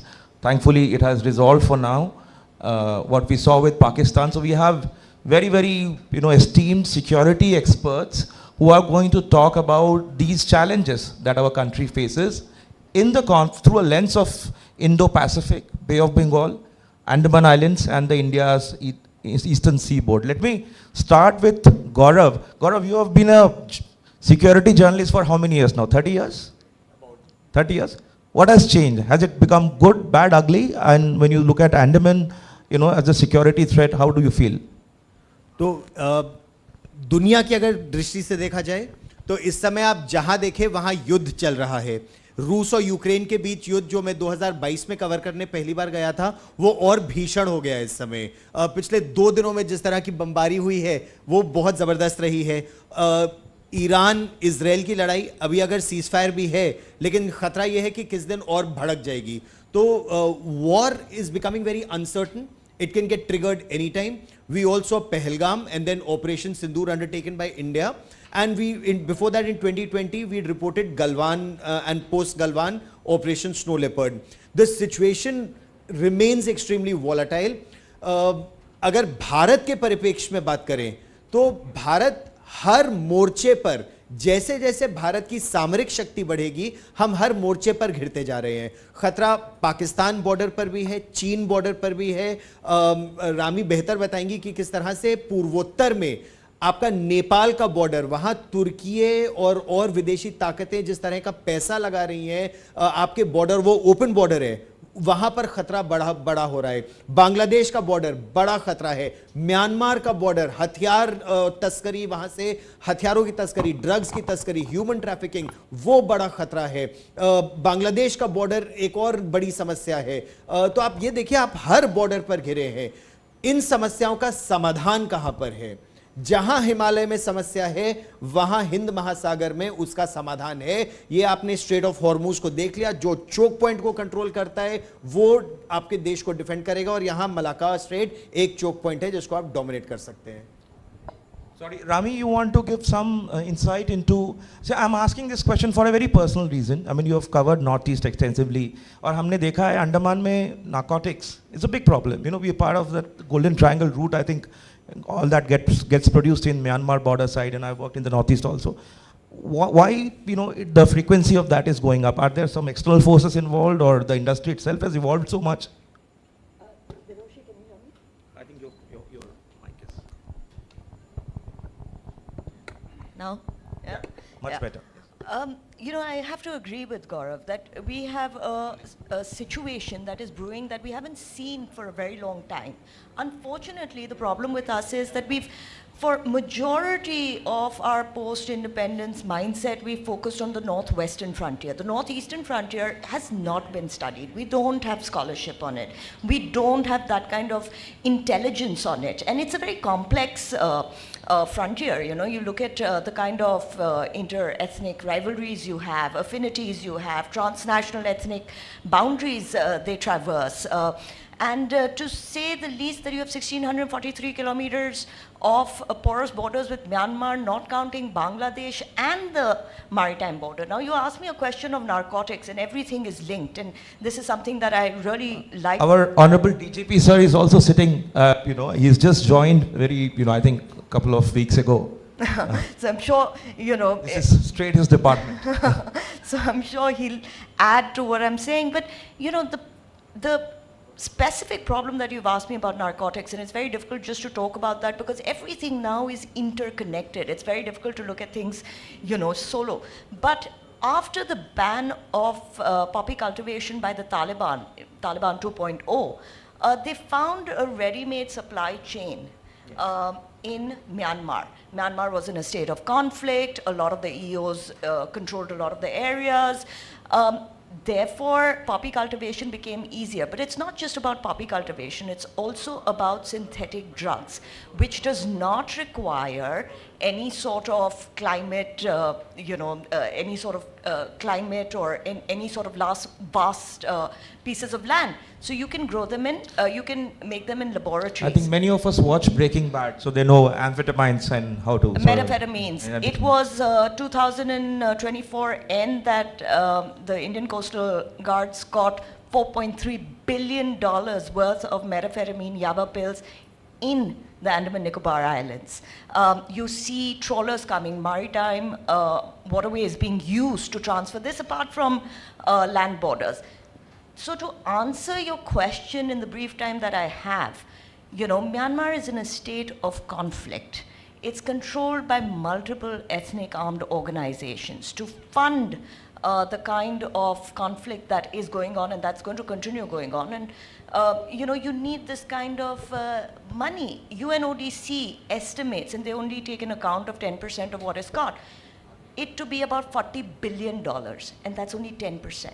So you can imagine what, it was such a big problem that Bangladesh during Sheikh Hasina's time actually enacted the death penalty for traffickers because it was not just consumed by somebody who was addicted to drugs, but also people who were working on multiple time zones because methamphetamine, especially yaba pills, keeps you awake for a couple of days, But again, we're looking at it in a silo. It's not just about methamphetamines now from Myanmar or, it's not just about drug usage and addiction, but it's about, let's say, a state like Mizoram or Manipur. It has the highest level of HIV because of intravenous use of heroin. And to add to that, we've just got a huge shipment of Captagon, which is coming from West Asia. Jihad. No, absolutely. Coming to Tuhin, you are national spokesperson of BJP, plus also a security expert. You've just written a book on Naxal terror. Expert. Is the government aware of what Rami just said, and what is the government doing about it? सबसे पहले देवोशी मैं the wave Andaman को 1 साल के सफल operation संपन्न होने पर हार्दिक बधाई देना चाहता हूँ। इस यात्रा को मैंने आरंभ से देखा है और 1 साल में जैसा मैं कह रहा था, प्रधानमंत्री मोदी जी हमेशा ऑरेंज इकोनॉमी की बात करते हैं और उसका एक जीता जागता उदाहरण है the wave Andaman where the locals have taken the lead. So anyway, coming to the topic, देखिए कांग्रेस के ज़माने में एक शब्द का उपयोग होता था, टिरनी ऑफ डिस्टेंस, दूरी की यातना। तो वो उन्होंने नॉर्थ ईस्ट में भी उसका उपयोग किया था कि that essentially meant कि when the problems which we are talking of are so distant from Lutyens Delhi, why bother about it immediately? आज जो problems exist हो रही हैं वो 20 साल और भी exist करेंगी, तो किसको, हमारा क्या बिगड़ेगा? वही अप्रोच अंडमान निकोबार आइलैंड्स के प्रति भी उनका था, वही जो नक्सली दूर दराज के इलाके थे जहाँ नक्सली आतंकवादी सक्रिय हो गए थे, वहाँ पर भी उनका वो अप्रोच था. तो tyranny of distance was a Congress mindset to ward off problems, to not deal with problems immediately. And that is one very big paradigm change which the country has witnessed in the last 12 years. We take problems head on. तो Andaman and Nicobar island भी जिस तरह से पिछले 60 वर्षों से ignored था, and every which way, from a law and order point of view to from a security point of view, from a trade point of view, उसका एक कॉम्प्रिहेंसिव निवारण, उसका एक कॉम्प्रिहेंसिव निदान ढूंढने की कोशिश पिछले 12 वर्षों में हुई है. तो चूँकि अभी ड्रग्स की बात हो रही थी, आपको पता होगा drugs free Bharat is also a target of honourable home minister Amit Shah ji. और हमारे जो शीर्ष नेता हैं, जब वो कमिटमेंट कर देते हैं तो खुद की नहीं सुनते, तो वो कमिटमेंट पूरा कर ही देते हैं. नहीं बिल्कुल. गौरव, मैं आपसे ये पूछना चाह रहा था, बेसिकली आप सिक्योरिटी मतलब एक्सपर्ट से आपका रोज़ का नाता है. You speak to them almost every day. How is the whole strategic encirclement that we have always heard about, the Indian Ocean, Indo-Pacific, with a different kind of a US around us and a different China, much more stronger. What do we need to do? What is the sense that you get? And how important is our maritime presence in this region? Look, India has to double down and India has to be strong because nobody would want a strong India. कौन चाहता है कि दुनिया में एक ताकतवर और देश उभर के आए जो उनकी बातें ना सुने, उनका पिच लग्गू ना हो. So everyone would want to keep India down. We've seen what happened in Bangladesh. The kind of agitation that was there. हम अपने देश में भी देखते हैं. And since you were mentioning the DGP, we've had interactions in Delhi. जो 2020 में anti-CAA riots थे, वो CAA का प्रोटेस्ट था या कुछ इंजीनियर किया गया था या ट्रिगर किया गया था, और उससे पहले भी ट्रिगर करने की कोशिश क्या रही है हमारे देश में, क्योंकि CAA was never against Muslims losing their rights in India. It was never about that. लेकिन पूरा एक प्रोपेगेंडा देश में, दुनिया में फैलाया गया, चलाया गया. और उस तरह से अगर आप देखा जाए तो विदेशी ताकतें आपको दबाना चाहती हैं. पाकिस्तान नहीं चाहता बड़ा बने, चीन नहीं चाहता बड़ा बने, अमेरिका भी नहीं चाहेगा बड़ा बने. सब लोग आपको दबाने की कोशिश करेंगे और उसके बावजूद आपको बड़ा बनना है. उसके लिए आपको अपनी आर्थिक शक्ति भी दिखानी है, सामरिक शक्ति भी दिखानी है, स्वदेशी हथियारों से ही दिखानी पड़ेगी. And that mindset has to come from within that we can do it against all odds. So when it comes to, I came to Andaman Nicobar the first time in 2004 when the unfortunate tsunami happened. A large number of people had lost their lives. I'd come with the then Home Minister. We traveled to Nicobar. Lots of lives had been lost, and I came subsequently to cover a lot of reconstruction work that was happening and also naval exercises that are happening. The more you show your maritime presence here, whether it's your military presence or your economic presence, you just need to show your presence. You be strong here. People respect power. If you show power, people will respect you. वरना सब आपको बोलेंगे अच्छा ठीक है. नहीं बिल्कुल. I think Andaman के लोग इस चीज से ज्यादा रिलेट करेंगे क्योंकि यहाँ ऑलरेडी एक बार जापानीज इन्वेशन हो चुका है. In the Second World War, there were Japanese here for 2 years, and there are stories of atrocities, right? We've seen that. So it's not, it's too far away in the past. I mean, there are examples. Now coming to Rami, so what should be India's strategic force projection? What should the country be doing? Look, for example, again in my previous panel, we were talking about the Great Nicobar project. Now there is also talk here, बहुत ज़्यादा militarization हो जाएगा. Do we really need to do so much? What is the sense that you get? So, you used the word encirclement. And I think that's a very important word because why are we debating it? Every policy that you look at Turkey, you mentioned about Turkey being in Nepal. You look at Turkey's presence in Bangladesh. You look at Turkey's policy of what they want to do in the next 20 years. They've written it on paper. Asia, a new policy. You look at their investments, their strategic investments, whether it's in the Sipir defense systems in Bangladesh, which hasn't come through but is expected to come through, whether it is Malaysia, Indonesia, you'll see a systematic investment in any of these countries. Forget Turkey, we know that they have, in this caliphate ambitions. You look at China. We always look at China from the lens of Bangladesh. What did they do in Chittagong, or where are they building a submarine base, or Lal Balinghat has, some presence. We don't look at Myanmar, it becomes too complex for us. You look at Coco Islands, it's 55 kilometers away from us, but then we stop at just Coco Islands. Look at Chop Pho Port. Look at next to Chop Pho Port. You have this war has shown, the Iran war has shown how difficult it can get. But see, Iran war has shown how difficult it is because West Asia comes naturally to us, so we understand it. The Bay of Bengal doesn't come naturally to us. The reason we're talking about it today is because it's been put on the map because of the Galathea Bay. It's been put on the map because of what's happened in Bangladesh, that people have even started talking about the northeastern frontier of the Bay of Bengal. But to understand it, one needs to have long-term interest in this region. And I think the Galathea Bay is a very strategic pivot for India, and that's what it should be doing. When we start bringing in debates, and I'm not saying that this is a defense for everything strategic and I don't care about the ecology, but when we start bringing in debates about ecology, not looking at what's happening across the world, as I mentioned, we're talking about Chop Pho Port. What does Chop Pho Port do? It brings China to the Bay of Bengal. Across Myanmar, it gives it a straight line to come from Yunnan to the Bay of Bengal. What is the island next to Chop Pho Port? It's called Onchin. Onchin is where the number 72 submarine base made by China sits, which, yes, has, an Indian submarine that we've given to them, but also has a Ming submarine given by the Chinese that's docked there.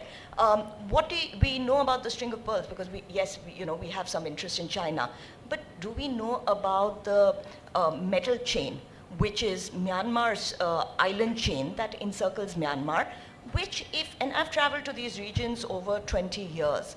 I've traveled by road, I've traveled across, I've met the EOs, I've met, the military, the Tatmadaw, and you will see the kind of presence that you possibly won't see in any other country. You'll see China daily in the airport, in government offices. You'll see huge amount of funding, which obviously they'll say it's a part of their BRI, but we have concerns about dual usage.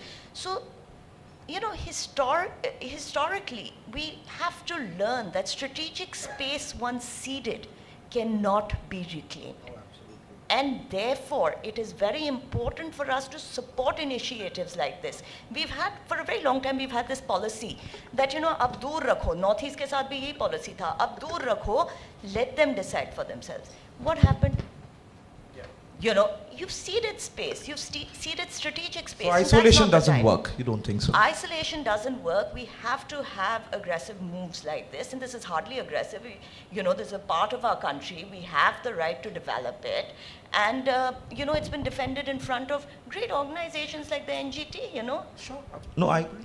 But the leader of the opposition has been very critical of, as Rami summed it up, strategic ambitions, Galathea Bay project. How would the BJP respond to that? Well, Gaurav was very kind, when he said some people have been spreading misconceptions on CEA. We call it toolkit politics. And, the leader of opposition is a toolkit politician, if you ask me. So when it comes to the Great Nicobar Island, for the last 50 years now, I think the first time it was conceived was in the early 70s. And there were developments preceding that. At one point of time, Indonesia wanted to acquire that island, and I think that is when the Indian establishment woke up to it.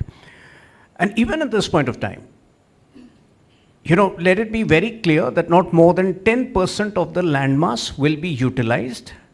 Of course, there is a plan that over a period of 20 years, some 3.5 or 4 lakh people will be settled. But at no point of time will that impact the local population. But if you look at the strategic importance, the island is barely 150 kilometers away from the Strait of Malacca, which carries 30% of the global sea trade. Future wars are going to be fought on the issue of energy. So it will be a huge catalyst in ensuring energy security because of the port, because of its critical importance to places like Indonesia and Malaysia. Now, at this point of time, अगर कोई leader of opposition उसमें jump करके केवल ये जताने की कोशिश करे कि उससे ट्राइबल्स, उससे जो लोकल पॉपुलेशन की क्षति पहुँचेगी, अगर हम वो फॉलो करें तब तो अफ्रीका का डेवलपमेंट होता ही नहीं. तब तो कोई ग्रीन ये जो ग्रीन एक्सप्रेसवेज बनते हैं, ग्रीनफील्ड एक्सप्रेसवेज, वो तो उनका निर्माण कभी होता ही नहीं. So, we always have to strike a balance between development, between protecting our strategic interests and equally protecting the rights of the local population, which we are committed to.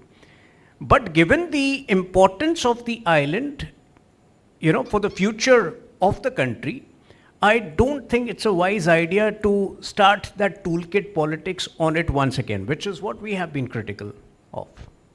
Fair enough.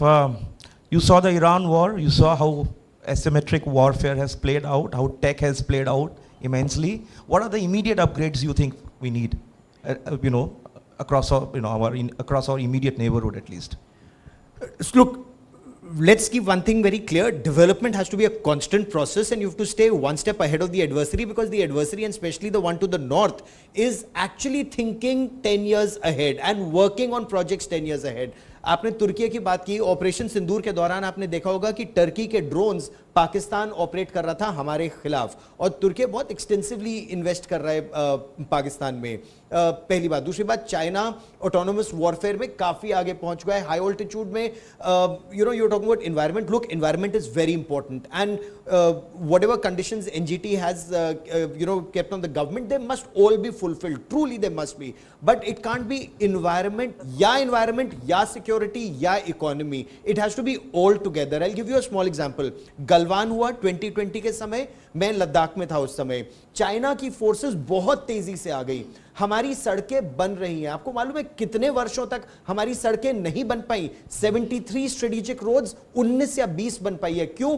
क्योंकि environment clearance नहीं मिलती. वहां पेड़ नहीं cut सकते, वहां सड़क नहीं बन सकती, वहां वो नहीं हो सकता. चाइना तो सब काट कूट के वहां सड़क बना के आ जाता है और आपकी टेरिटरी ले लेता है. आप यहां एनवायरमेंट क्लियरेंस लेते रह जाते हैं. I know what you exactly that really impacted India's deployment, and because now you have some of those, the DSDBO road. I traveled all the way up to Dolakbeg Oldie to report that Galwan, Depsang hadn't been cut off from us. That road is outstanding, and it results in quick deployment of counter deployment of our forces. So you need roads in border areas. You need anything that will keep your country safe, because if your borders are not safe, पहले भी हम कटे हैं ना, हमारे borders पहले गए and then centre cut गया. The same history will repeat itself if you don't learn from it. I agree. I think people should go and stand on the Nathula border and see how the Indian roads are and how the Chinese roads are. They're like huge projects. Rami? I have to agree, what we deal with, is an opposition that feels their primary job is to oppose. That is not the job of an opposition. You can have a constructive opposition as well. देश तो उनका भी है. Absolutely, but to sacrifice everything for politics then tells us what the agenda is. But let me say this, it's not just about China. The Western world, virtue signals us every given opportunity. What about Diego Garcia? Yeah. What about Panama Canal, which displaced over 1 million people? Diego Garcia, there's no way any of that population is going back. Yeah. So who are we listening to? Who are we trying to please? Having said that, this is called the Indian Ocean. Who has primary responsibility towards it? Absolutely. And, to see that responsibility to anybody else will be a big mistake. And I have to say, as somebody who watches this area very closely from a security lens, that initiatives like this is what is going to safeguard a larger national agenda, and that has to be safeguarded over and above anything else. Fair enough. Tuhin, you think, last word, you think our foreign policy has largely been apologetic for a long time? Our foreign policy has followed a very clear approach of nuanced.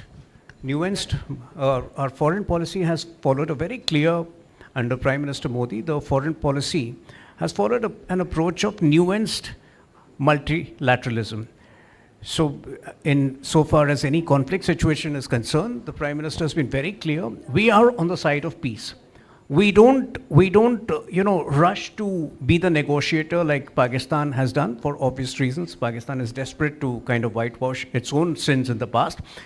But if you look at our foreign policy in the last 12 years, Prime Minister, we have removed the hyphenation, the orchestrated hyphenations which used to exist in the Congress era.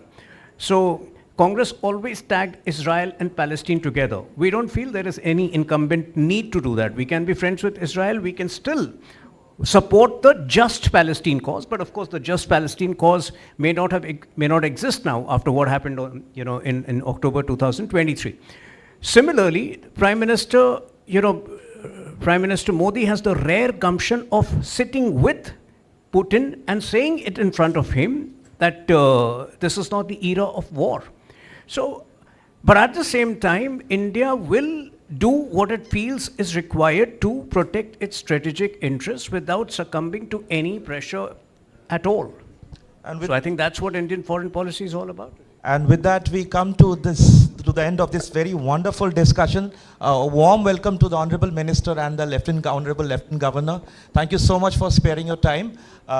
We will do a quick recap of what has been discussed so far in the evening, sir.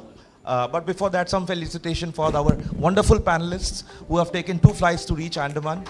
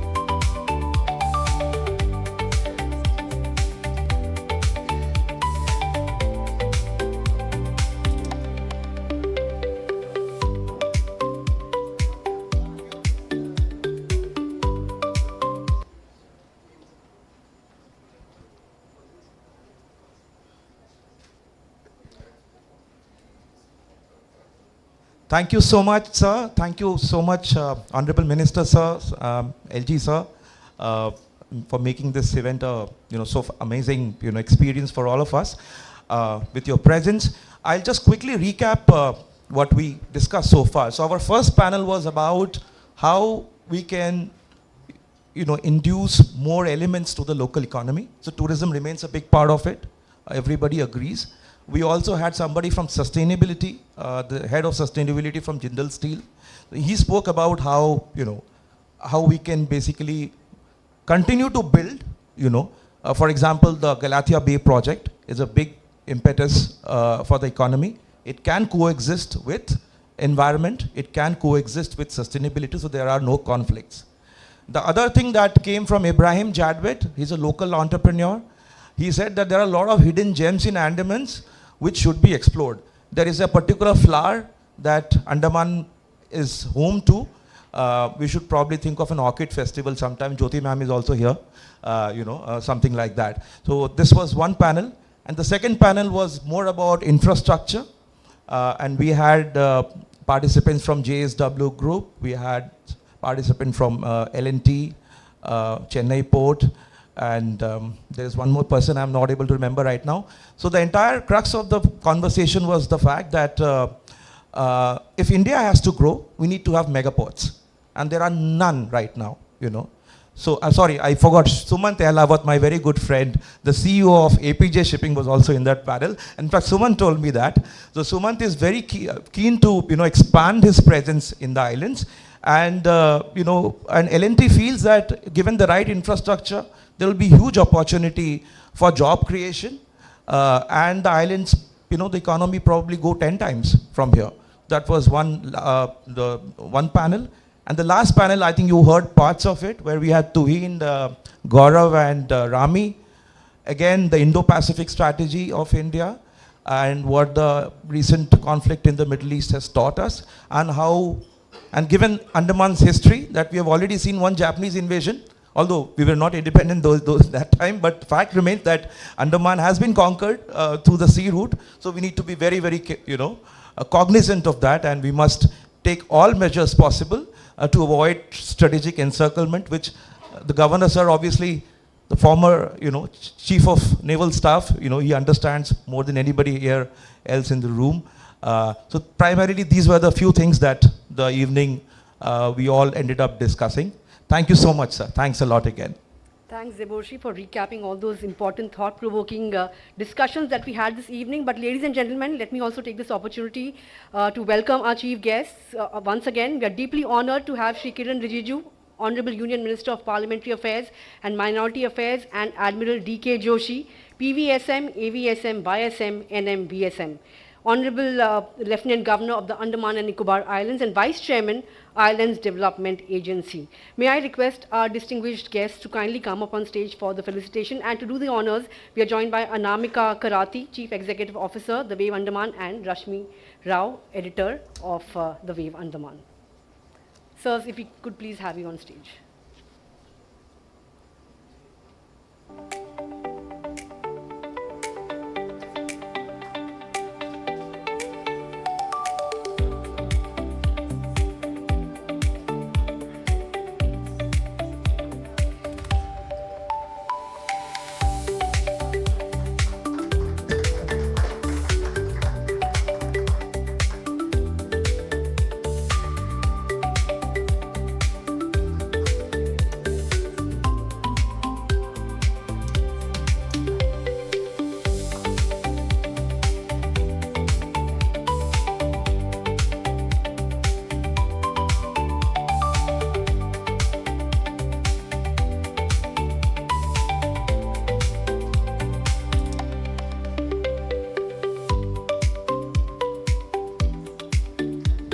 Now gives me great pleasure to invite Admiral D.K. Joshi, Lieutenant Governor of Andaman and Nicobar Islands, for the special address.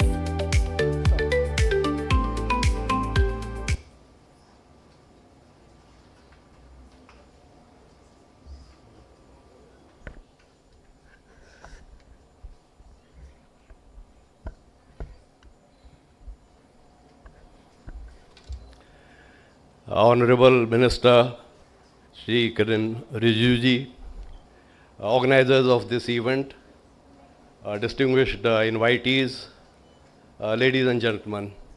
First and foremost, I wish to compliment the organizers for having conceptualized this very important event, which in my view brings center stage a very critical frontier which has remained neglected over decades because of one reason or the other, and deserves its space in the national mainstream discussion, which of late the correctives have been applied, and that has started getting amended to an extent, and events of this nature, I think, serve a very useful purpose in that direction.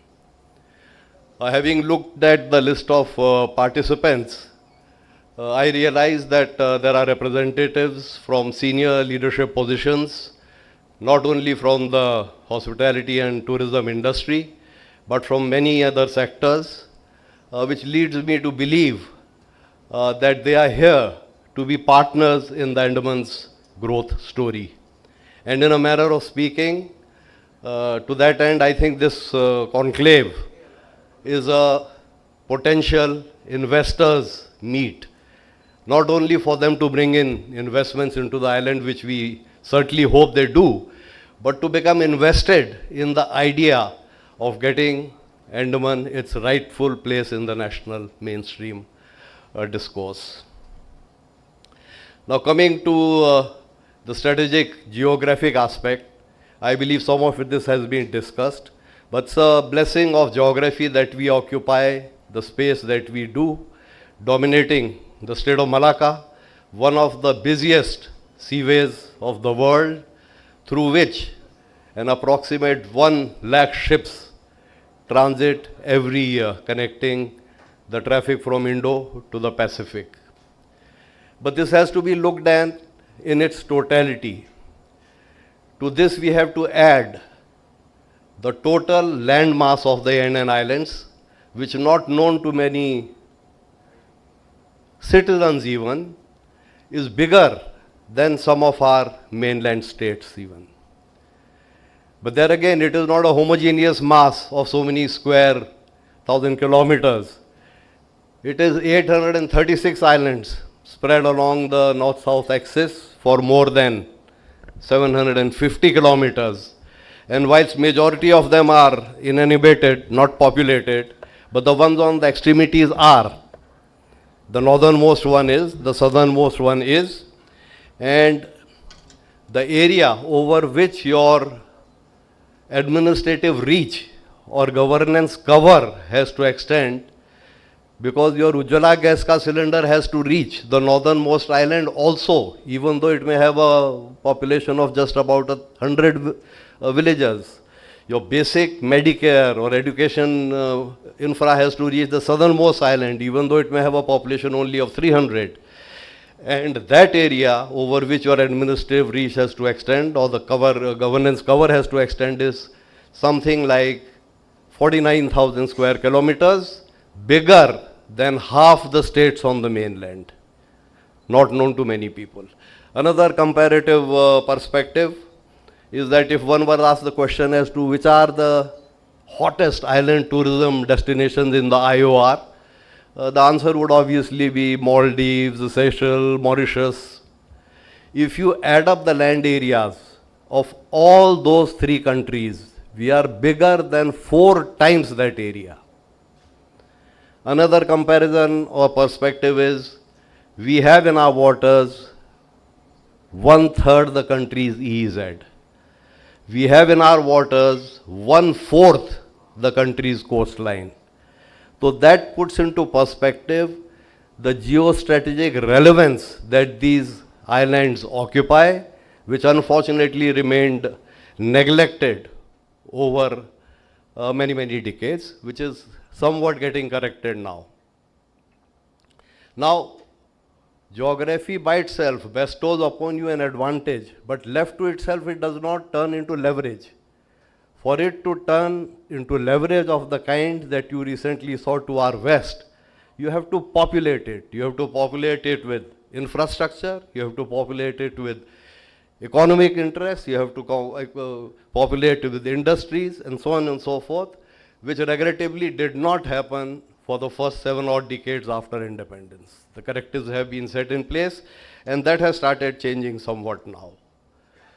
On the issue of island resilience, I think it's a bit of a mischievous propaganda to brand these islands as tsunami prone. Yes, indeed in 2004 we did have a tsunami, but I think a vast majority of our countrymen heard the word tsunami for the first time at that time, myself included.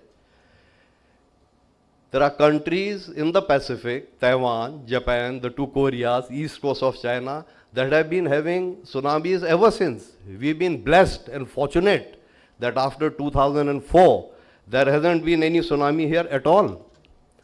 Insofar as earthquakes are concerned, yes, we are on seismic zone 5, but there are more than 15 countries and locations which have got, in terms of frequency of earthquakes and in terms of magnitude and intensity of earthquakes, occupy a much higher scale. None of this has stopped developmental activities, creation of infrastructure in any of them. There are hardened constructions norms available, there are building codes of India codes available, there are national building construction codes available, and you conform to that, and that does not become an impediment into your growth story at all. So I think to that extent that resilience bit is a bit of a mischievous propaganda.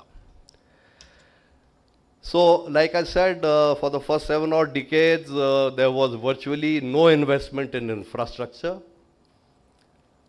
For a territory that even at that point in time was touted as a tourist destination, there wasn't even a single 5-star hotel in the entire Andaman Islands, not even one. The first 5-star came up around 2020, just before the COVID pandemic, the Taj Exotica in Surajdeep. These correctives have been set. I'll cover it a bit later. And therefore, things actually have started changing in the last 10, 12 years, specifically from the time on the directions of the Prime Minister, the Islands Development Agency was set up. And hereinafter, I will start talking in terms of connectivities. And to begin with, first and foremost, the road connectivity, which is the smallest segment in any case. Each island has to be self-sufficient in terms of its road network. The distance apart islands is such that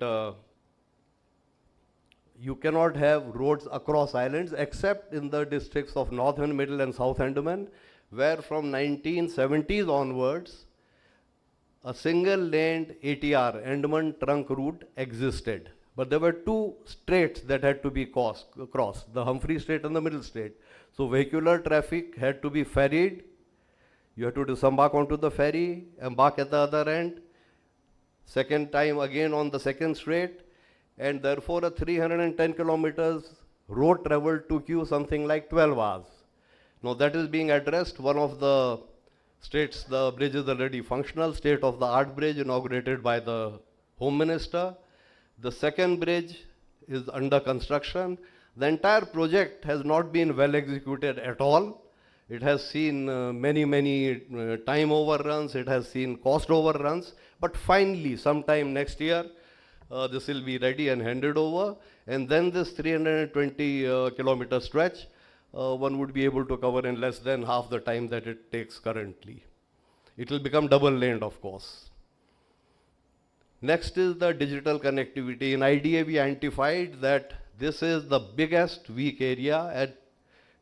At that point in time, the total bandwidth available in the islands was of the order of 3.2 Gbps, which essentially meant that on your WhatsApp, you could get a text message across most of the time. You could get a still picture across evenings, mornings, when the network load was minimal. If you took a 5-second video, you would keep seeing that circle going round and round till you came to a mainland airport of Chennai or Visakhapatnam or something. Those of you who visited these islands before 2020 and have visited it since would see the stark difference. So this was identified by us as the first aspect that needs to be addressed, without which neither tourism nor strategic infra, not becoming a strategic hub of any nature, was going to be possible. 2-year project. December 2018, the Prime Minister came down here himself to lay the foundation stone. December 2018. 2-year project completed 4 months ahead of schedule, inaugurated by the Prime Minister in August 2020. 2,600 kilometers of subsea underwater OFC, from Chennai to Sri Vijayapuram, and from Sri Vijayapuram to the outermost islands, which brought up the bandwidth from Chennai to Sri Vijayapuram sector to 200 Gbps, almost a 200-fold increase, and from Sri Vijayapuram to the outermost islands to 100 Gbps, and the cables have spare cores which are left untapped currently, and this will meet all our network requirements, I would venture to say, for the next 100 years. And with that, apart from ease of doing business and everything else, we should be able to get onto the islands IT and telecom enabled industries as well. Future plans also cater for redundancy, because right now this is the only link we have. The fallback option again goes back to the satellite beamed connectivity of the order of 345 Gbps. And therefore a proposal is under consideration for a Puri or Machilipatnam to Diglipur OFC, but more about it later. With that, I come to air connectivity and aviation infrastructure. Sri Vijayapuram Airport, all of you would have seen it, state of the art, comparable to any airport anywhere in the world. Came up in 2023. And what passed for an airport prior to that is visible to you across the GOAT as you leave, which was the height of connectivity thing in a capital of a union territory in a tourism hub till 3 years ago.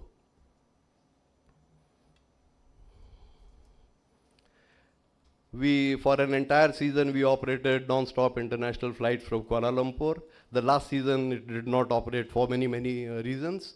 We are hopeful for reviving this and additional direct international air connectivities this end of monsoon onwards. This is insofar as the terminal is concerned, but insofar as the runway, there are many, many limitations. It has operations only from the southwestern end. The northeastern end has a Joggers Park hillock obstruction. Besides, there are many other obstructions, and therefore we have proposed a brand new greenfield airport at Sri Vijayapuram, some 4 to 5 kilometers south of the current location. After several site visits by Airports Authority of India, final site selection has been done. Land has been identified. LIDAR survey has been done. Currently, the consultant appointment of consultant process is in motion. And the proposal we have made is that this should be executed on the PPP mode, like the MOPA of Goa or Jawar of Greater Noida, because the customs and immigration, such facilities already exist here, and the tourism is on the growth.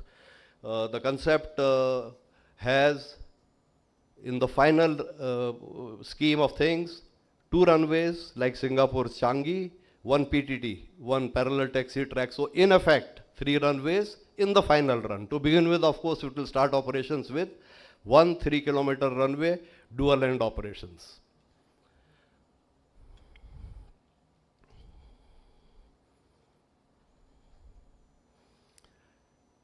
Another new greenfield airport, you would have read about it, it's recently been in the news, is at GNI. Similar, the original concept and drawings include 2 runways and 1 PTT, both end operations. This will be a dual use airport, all approvals granted. Airport Authority of India has already floated out a RFP for a consultant in this. We expect this, the first phase, to be ready, which will have only 1 runway. The first phase will have only 1 runway in about 5 years, in less than 5 years' time from the date of a contract being awarded. Apart from this, existing runway extensions in INS Baz in GNI and in INS Kohasa in Diglipur are also underway. In Diglipur, all land allotments have been done except for 1 small parcel of private land that is to be acquired, but that is for ancillary facilities, not for extension of runway. So in effect, going forward, along this 750-kilometer stretch of on the north-south axis, we'll have 4 full-length day and night runways: Diglipur, Sri Vijayapuram, Car Nicobar, Great GNI. All of them roughly 250 kilometers apart. In terms of flying time, roughly 25 minutes apart. So every 25 minutes of flying time, you will have a full-length day and night runway, and given the location of these islands where we sit, this is a immense capability, the significance of which those who have strategic thinking in this will readily hoist.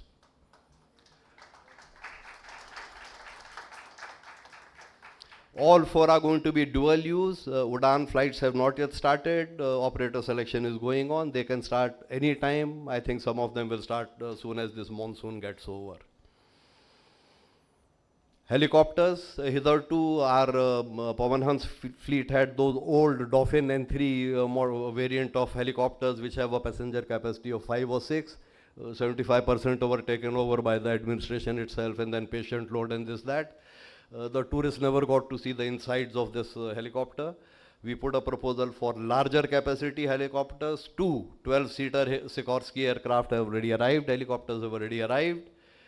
To induct them into the Pawan Hans fleet, the codal formalities are going on, but the interim they are flying for Oil India, about which I will refer somewhat later. Apart from that, we have floated an expression of interest for private helicopter operators to come in. I am told 7 bids have been received, they are under process. So the intention is to expand the helicopter fleet also for inter-island mobility. Seaplanes. Historically, very few of you would know that Andaman has the longest historical experience of operation of seaplanes.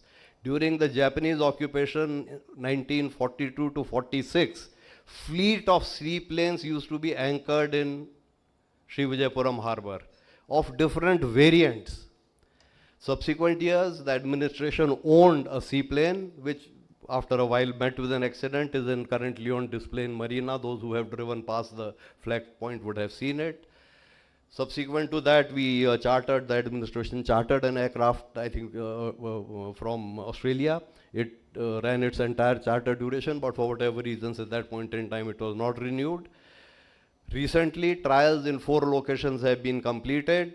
Srivijayapuram, Swarajdeep, Shahidweep, Long Island, Diglipur.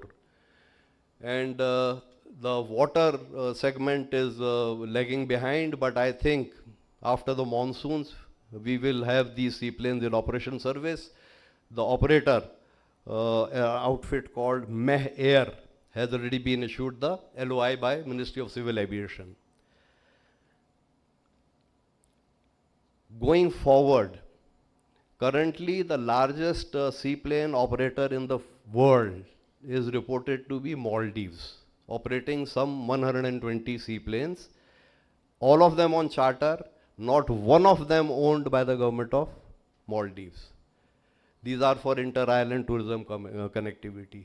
But comparing to what we have in comparison to Maldives, going forward, I think we have the potential of becoming the biggest seaplane operator in the world. We are any number of times bigger than Maldives. We have got any number of locations which are yet to be developed and are being developed.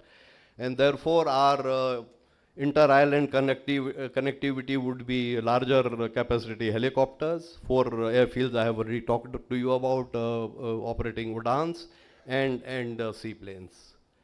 Coming now to the ports and shipping sector, which we believe that apart from tourism, will be the biggest driver of the island's economy and our contributor to the Viksit Bharat vision of the Prime Minister.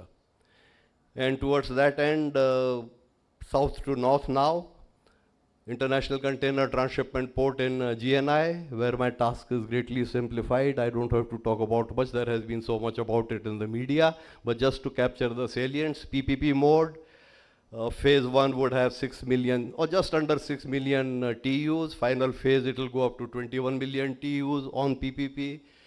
Majority stake to be held by an Indian-owned operator with operational control. Major investment to be brought in by the private party. And with that, it will be one of the top 2 or 3 container handling ports in the country. But given its geostrategic location, I feel that it has the potential of becoming one of the most important container handling port in the entire Indo-Pacific. But much will depend on who the operator is, how efficiently is the port run, because at the end of the day, it's a private entity who is operating the port. Galatia has already been declared as the 13th major port of the country. Going north from there, in Srivijayapuram, we have executed 2 30-year memorandums of understandings with Cochin Shipyard Limited. One for upskilling of our HR component, and the other one is for upgradation of our dry docks and other hardware and infrastructure within the dockyard. Further north, Port Meadows is the country's first ship-to-ship transshipment hub, which has already been declared a customs port. We have already executed a JV with the Indo-German consortium called Matsya, net revenue model for the administration, no expenditure by us, and we only earn annual lease rentals. Final codal formalities are being executed, it's about to be operational. Going further north in Atlanta Bay, next to Diglipur, out here there is a proposal for another deep water multi-purpose port. The pre-feasibility study has been completed by IIT Chennai. It is being steered for us on directions of Ministry of Shipping by the Shyama Prasad Mukherjee Port Trust of Kolkata, because they have the requisite expertise.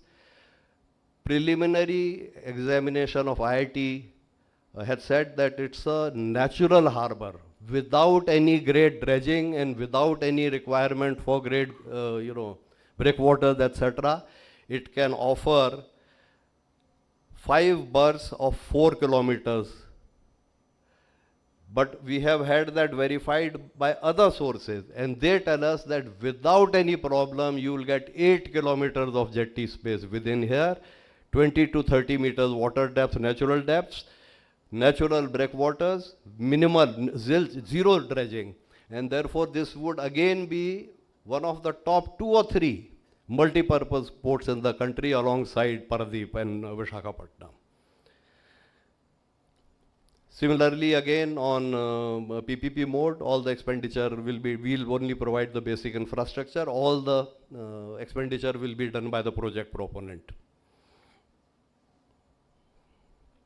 So with all this, we see that we feel in the next 5 years itself, the shipping intensity in Andaman waters will go up many-fold, which brings to us an opportunity of positioning ourselves first as a ship repair hub and going forward as a ship construction hub even. And therefore, to that extent, we tasked our administration officers to do a study from open source literature of all the Bay of Bengal rim countries, because we are smack in the center of the Bay of Bengal basin. And going clockwards from Sri Lanka, omitting the east coast of India, Bangladesh, Myanmar, west coast of Thailand, west coast of Malaysia, northwest coast of Indonesia. And the team came to the conclusion that these facilities are at a very, very rudimentary level. And therefore, there is ample opportunity for us to position ourselves in this space. Detailed proposals have been worked out. They are under consideration of various ministries. Coming now to the power sector. If you take 2015 as the baseline, 90% plus was diesel generated and 10% roughly equally distributed between hydro and solar. Unfortunately, there are no river systems in the island, so hydro would remain at that around 5% because of on account of that Kampong Dam. Today, 26, the diesel component has been brought down by more than 20% to under 70. Solar component has been taken up to more than 27, almost 27, and the hydro remains at 433. The next 4 years, we would have reversed it. 71% one would be solar. Just under 20% will be LNG. 50 megawatt LNG power plant is already coming up in Srivijayapuram, and the rest between wind and one marginal component in single digits of about 6-7 odd percent would still remain diesel for emergency DG use only.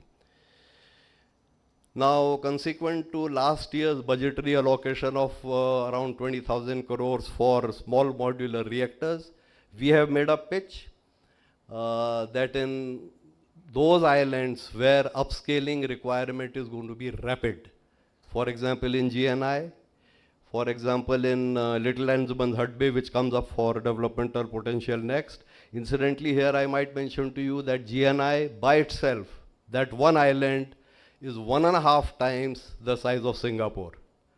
Singapore is today 6 million population.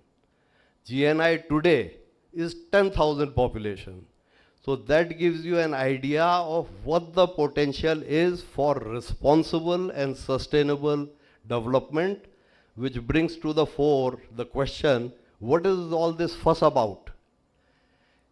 Little Andaman, Hut Bay, is 0.9 the times of Singapore. So that is the scale we are talking about, which doesn't, come out only through forums like this and, propagation of this information will suddenly become aware of it. So on to the SMR, the small modular reactor, it is under active consideration. Several meetings have taken place, and we are very hopeful that some of our islands will perhaps benefit from this. Apart from this, HVDC link, this is the high voltage DC link with the mainland, is also under consideration. Some meetings have taken place. The outcome really is not very clear at this point in time. Maybe we won't need it with the other architecture coming up. Tourism, hospitality continues remaining our, alongside ports and shipping, our most important sector, which will generate revenue, employment, jobs, everything else, and plenty being done in this direction. I had mentioned that only one 5-star hotel was there. Just 2 months ago, we have awarded 4 contracts, all PPP, to have gone to the Radisson Group, to have gone to a JV consortium of a group called Anantara based in Thailand, a high-end luxury hotel group. Those of you who are familiar with the hospitality industry will know that. All of these are pure revenue models for the administration. We will only provide the basic infrastructure, bijli, pani, connectivity, and so on and so forth. The rest, the concept is design, finance, build, operate. All this the project component will do, transfer at the end of the lease period. All of them clean revenue models. 4 are off the charts. The next 11 are ready for offloading, which will happen in the next couple of weeks. And all of them are spread as compared to the haphazard development hitherto of everything being in and around Srivijayapuram, Swarajdeep and Shahidweep only. These will cover from the northernmost point of the islands to the southernmost.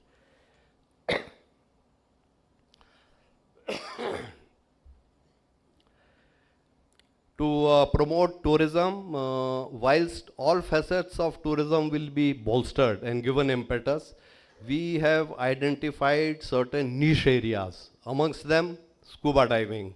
And towards that end, just last month, we created 2 Guinness World Records. The one on the 2nd of May was the largest national flag underwater, 2,400 square meters, 60 by 40. 2 years of planning, 6 months of preparations, 3 months of intense practice by more than 200 divers from different fields, all of them pitching in voluntarily. The ones coming in from the dive industry actually losing money in the process, because in that time they could have been taking so many tourists for their dives. The very next day, on the 3rd of May, the tallest human stack underwater. Now all this was not done on a whim. This was done, the trigger was, there is a internationally acclaimed diver named Jacques Cousteau, a French guy, who dived all over the world. He had his own dive ship, his own diving teams, his own underwater photography teams, and everywhere he dived, he made movies and documentaries. He made a movie, Andaman's The Invisible Islands, in the mid-90s, in which he said that I have dived all over the world. There are beautiful diving sites all over. But Andamans have the most beautiful underwater habitat, the most beautiful coral ecosystem, the most beautiful marine ecosystem, and it has the greatest potential to be developed as a diving hub. So that was the trigger for this event. Alongside scuba diving, we have identified bird watching, because there are many species of birds which are only on these islands. They are not found anywhere else. There are some birds which are only on one island. They are not found on the other island. The third arena we have identified is your stargazing. And just now I think somebody mentioned orchids, so we will factor that in. So the intention basically is to, whilst we develop all facets of tourism, but within that we identify certain niche segments which nobody else has.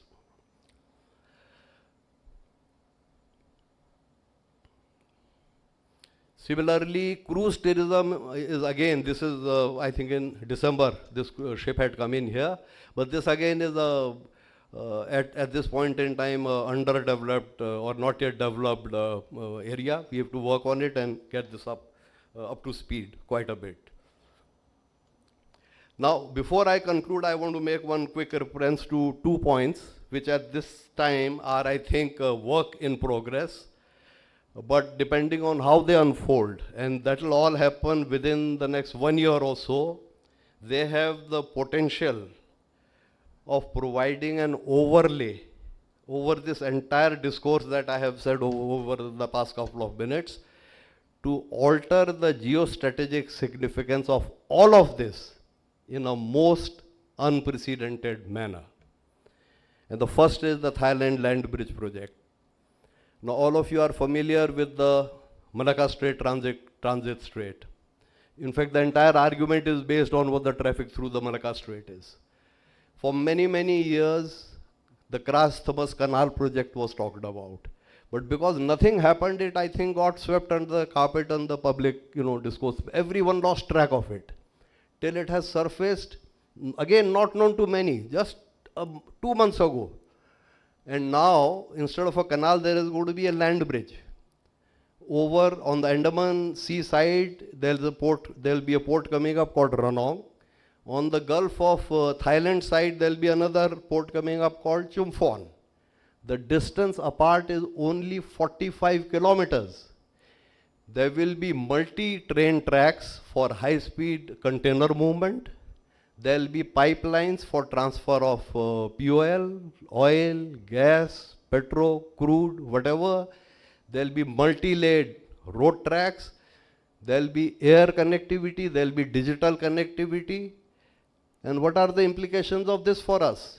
This is on along the 10th parallel. Now if you extend the 10th parallel east, in 300 kilometers, you are into South China Sea. So therefore, South China Sea is now on your doorsteps, or the other way around, depending on how you look at it. Now you extend the 10th parallel westwards, and it passes smack between the Andaman group of islands and the Nicobar group of islands. So now you are not only dominating the state of Malacca, you are dominating every conceivable passage which connects the Indo to the Pacific. And all of you can visualize the significance of that, what it will bring to the table once it becomes operational. This is going to be offloaded by Thailand purely on PPP mode, including bidding by foreign countries. All of you can imagine which country will get this, and at the speed at which that country executes, as to how long will this take. The distance is, like I said, only 45 kilometers. There are agencies which, including in India, execute highways twice that length in 1 day. So that is the speed at which this is going to happen. The second one is offshore oil exploration. Now for a territory that has got 1/3 the country's EEZ and 1/4 the coastline, till about 6 years ago, virtually no offshore oil exploration took place in Andaman waters. And that was on account of the entire waters around Andamans having been classified as no-go zone, because they might fall in the trajectory of missile launches from DRDO missile launches from Wheeler Island and ISRO rocket launches from Sriharikota. So we took it up very, very proactively 2018, 2019 onwards, that listen, technology now permits you to waypoint these vehicles in such a manner that they don't fly over the Andamans. So all that was extended. Entire stretches of waters were taken out of the no-go zone. Fast forward to end of last year, Oil India in SVP2, Srivijayapuram 2, struck oil, gas, 87% methane. 27th January this year, ONGC struck in ANDP1, crude condensate. And just now, you would have seen the minister's tweet, Minister Hardeep Puri's tweet, on the 7th of June, in Oil India again in SVP3. Now the auction under OALP 10 and 11, that is offshore area licensing body, essentially bidding out of blocks for oil exploration, 10 and 11. The largest ever blocks are going to be currently under auction, amongst which the largest are in the Andaman Basin. And the joint venture talks are going on of these oil majors. Some of the JVs are already in operation with BP, British Petroleum, ExxonMobil, Shell, Petrobras Brazil, etc. Now, why would all of them want to come there? So, this is a space that again needs to be watched, which may transform this entire region, not only the region, for the country. You would have seen the ministers' declarations of potentiality of going into 20 trillion, GDP, of this becoming a Guyana-like point. So with that, I come to the end of my talk, and I once again compliment the organizers for having thought about this event, which I hope starts bringing these matters center stage in the national discourse. Thank you very much, ladies and gentlemen, for your attention.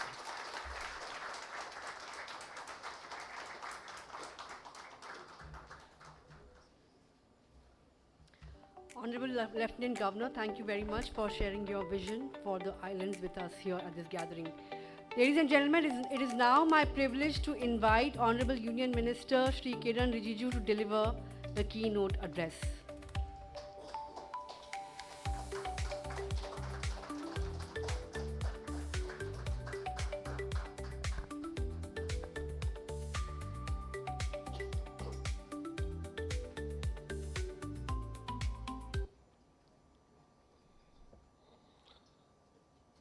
Admiral D.K. Joshi Saab, the Lieutenant Governor of Andaman and Nicobar Islands,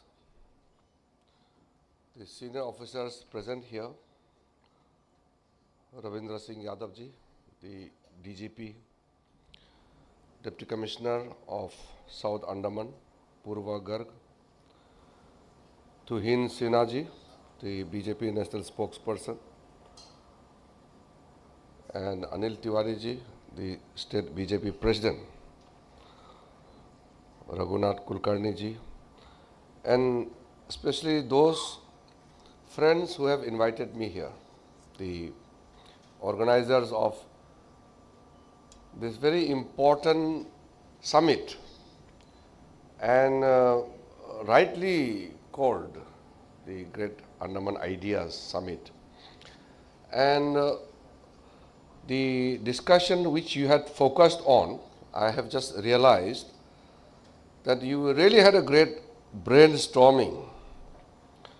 And this afternoon I had a small chat with some of the people, and I realized that everybody is worked out and ready to take off. And the Lieutenant Governor just made a very elaborate but in a shorter format. He had made a detailed presentation. Through that you can understand what is the thinking of the government of India and why Lieutenant Governor Joshi Saab is here for a record period of time. We need him. He is a man on the ground. We have very efficient team working here to execute the projects. But we all know when you work for the country, when you want to do something for the country, it is not the government alone. We are all partners. We are only sitting in the government by virtue of being elected by the people. Otherwise, whether you are in the government or out of government, it doesn't matter. We all have to come together and ensure that we execute those necessary works which are in the vital interest of the nation necessary. I think you had a very elaborate discussion about so many things. I have not really thought about what I should be speaking about. Normally I go to this kind of summit and I sit for some time and I speak whatever is already there in my mind. I don't make up my mind, see points and speak. I try to bring out what is already in existence for a long time, my idea, and to tune my idea with the need of the time. I'll try to make very brief observation about the whole thing which you have gathered here for. Normally, when a country grows, it is actually the people who grow. geography, natural resources, these are extremely important. But these are as good as you utilize them. India is, I feel, one of the fortunate amongst the nations to exist in where it is. If you see the map, the world map, the location of India is very unique. Down south, the peninsular India is a sharp peninsula which really takes care of both the seas and then entrance inside, deep inside Indian Ocean. And if you see Ladakh, it is actually part of Central Asia geographically. The Ladakh Plateau is the beginning of the entire Central Asia, the Khotan, the Western China, and then Afghanistan and beyond. So India is also geographically there in the Central Asia. And if you see Northeast, actually when we talk about Southeast Asian 10 countries, it begins from India, Northeast India. The contiguity of the entire geographical stretch from Northeast, the whole Southeast Asia begins. Geographically, climatically, and in every sense, Northeast India actually merges well with Southeast Asia. And then you see the vast, the Western India flatland, the Thar desert of Rajasthan. Now we are fortunate to have found lots of oil and gas there. And then finally you come to Andaman and Nicobar Islands. I have thought about it ever since I was very young. We are extremely fortunate to have this Andaman and Nicobar Islands. Very well explained by the Lieutenant Governor. There are more than 50% of the countries in the world whose total distance from east to west is few minutes to couple of hours drive. And to drive from the southern point of Andaman Islands to the northern point, it is not 1-2 hours. It is 8 hours, 9 hours drive. Just imagine you are driving in such a long stretch, beautifully created by the nature. And then these islands are so fortunate that it's full of life. Otherwise, we know there are so many islands which are barren. This is full of life. We got adequate rainfall. Water is life. Any stretch of land without rainfall is no use. Look at the entire Midwest Australia. Nothing exists there. Not even the insects, because it's completely dry. So this is so gifted that it gets enough rain. You don't need rivers, as Lieutenant Governor mentioned about there's no land, no rivers in this land. You don't need. You get so much of abundant rainfalls that itself is more than enough. The only thing is you have to manage water conservation, water reservation, and then whatever you have to do. So this long stretch right from the southern part of Nicobar to the northernmost part close to Coco Island, this is not only a huge chunk of territory, but this is strategically, I think, one of the most critical in today's global scenario if you see. But I feel nobody has thought about. Today I was attending one of the public meetings. I had briefly mentioned there why we are at this position. Why Lieutenant Governor is talking about we should do this. Why we have not done so far.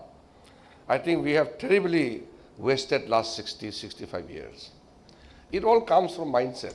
I'm terribly upset because the way in which we have taken, our country down to the drains. This mindset is very critical.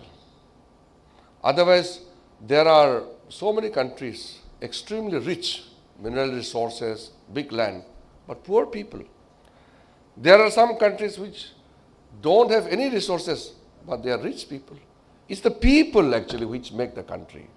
Geographical features are a part of the thing which you can utilize it if it is in your advantage, otherwise you face the disaster. So we, the Indians, have let down ourselves.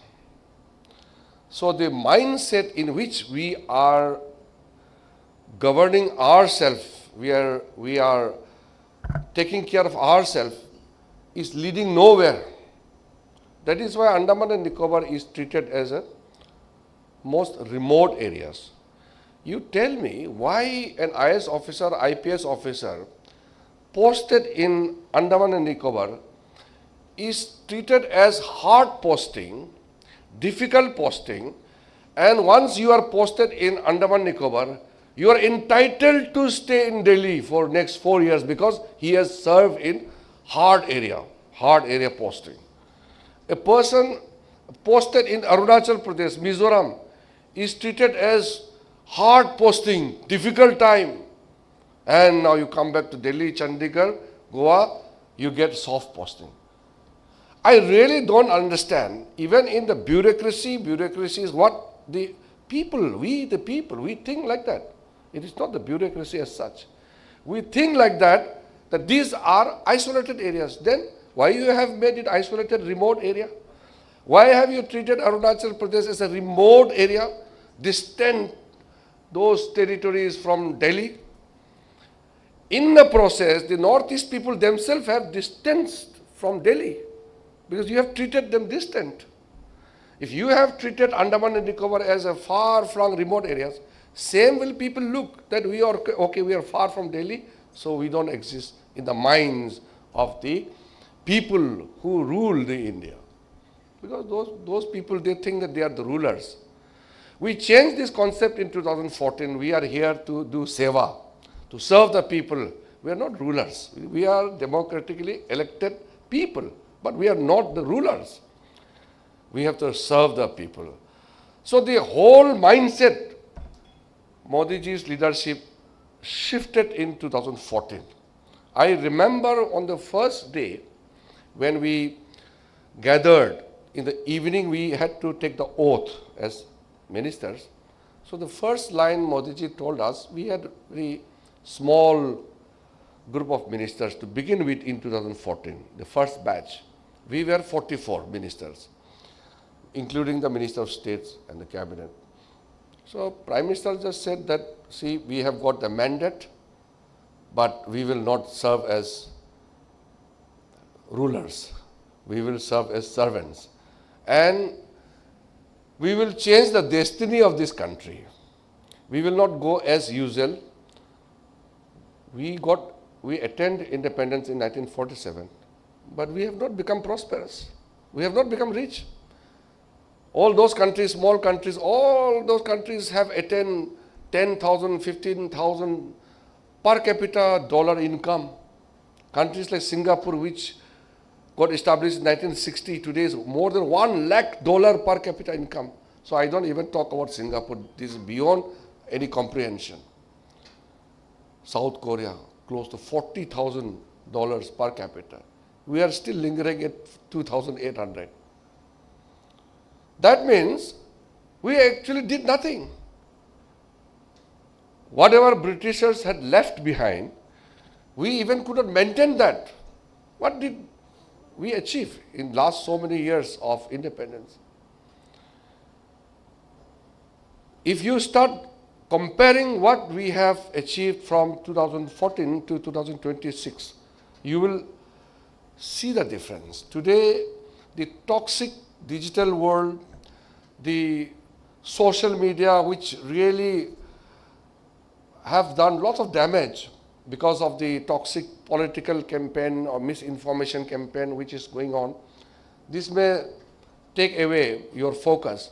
But if you genuinely, peacefully sit, think and identify the differences between the government before 2014 and our government led by Prime Minister Narendra Modi, you will see a vast difference.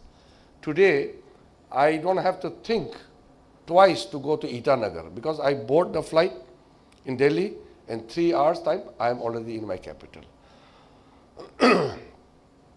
10, 15 years back I have to think, plan either to take flight via Calcutta or through Guwahati, then take chopper. If weather is bad, drive for 14 hours to reach Itanagar. If I have to go to my hometown, I drive for 22 hours. In just a decade time, how much things have changed.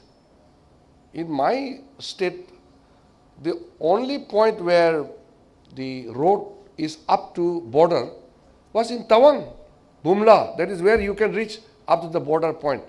And the road was constructed by the Chinese.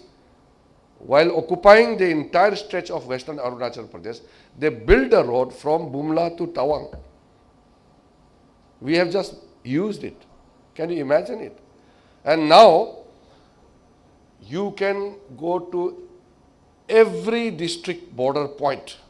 Because in last 12 years, the infrastructure and the connectivity in which we have managed and succeeded is transformational. So same way, when we talk about Andaman in different perspective, the strategic importance and other things which LG Saab has rightly mentioned, I feel time has changed. And it is in this cusp of history when we are taking a great leap forward, this kind of summit which you have come together with like-minded thinking, right approach, you are gathering here, I think it will make world of difference because you are the players, you are the real players in this whole game from different sectors, from the business community or from the social sector, from the government. We all are going to work together. That is why I also agreed to come here and just make myself present here. As I said, I don't want to prepare a very technically perfect speech. So I thought I will just make few random remarks rather than giving whole new idea about what should be done because you know what is to be done. You are gathering here to form a team. So I have really not prepared any kind of a speech in a formal sense. Now what we have done to galvanize the people's idea and translate into reality is, we changed the mindset in which we were functioning in the past. I had worked in opposition party for a very long time. Some of the critical areas were totally left unattended. I used to question the government, the government of those days. There were never satisfactory answers or response from the government. Today, we are there right in front of you to work together as a team. We need not be questioned, we are there. And then the new generation, they may not know what we had faced in the past. I have been in the politics for a long time. I have already fought 8 elections. I know the difficulty in which we used to carry ourselves. So 2014 and 2026, it's 12 years. So those people who were born after 1990 and they attain the age of voting rights, they will not understand. Because these days I meet the college students, the youth, they don't know. They can't even imagine a life without mobile phone or a village without roads, a village without electricity. They can't even fathom, they can't have even the sense. Because Modi ji came and we transformed. Today we are all at one level. What Lieutenant Governor is watching, same thing is being watched by another person living in Little Nicobar, Car Nicobar Island. The digital transformation has made everybody equal. And in the process, we have also ensured that whatever we launch the campaign, it is not the government campaign, it should be people's movement. That is why right from the Jan Dhan to simple campaign like Fit India movement, Khelo India, these are movement which is actually led by the people. I remember when we wanted to transform the sporting ecosystem in the country, the Khelo India was launched. Then Prime Minister Sahab told me that sports is for all, but then everybody doesn't play sports. So let us do something for fitness. Then this Fit India movement idea came up and we launched it. And today I could see there's a craze in the country, especially amongst the youth, to remain fit. Because if you are unfit, then you are useless. It's simple. You spend entire income, whatever you have earned, for your health in the later part of your life. So it's better to be healthy and live longer.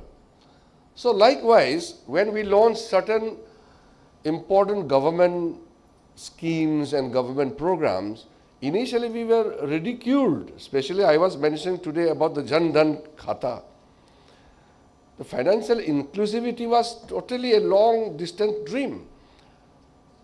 Can you imagine 80% of Indians did not have bank accounts till 2014. So we went all out to ensure that everybody gets a bank account. So we were ridiculed that who will put the money in the account? A poor man can have a bank account, but where will the money come? We said, it is the beginning.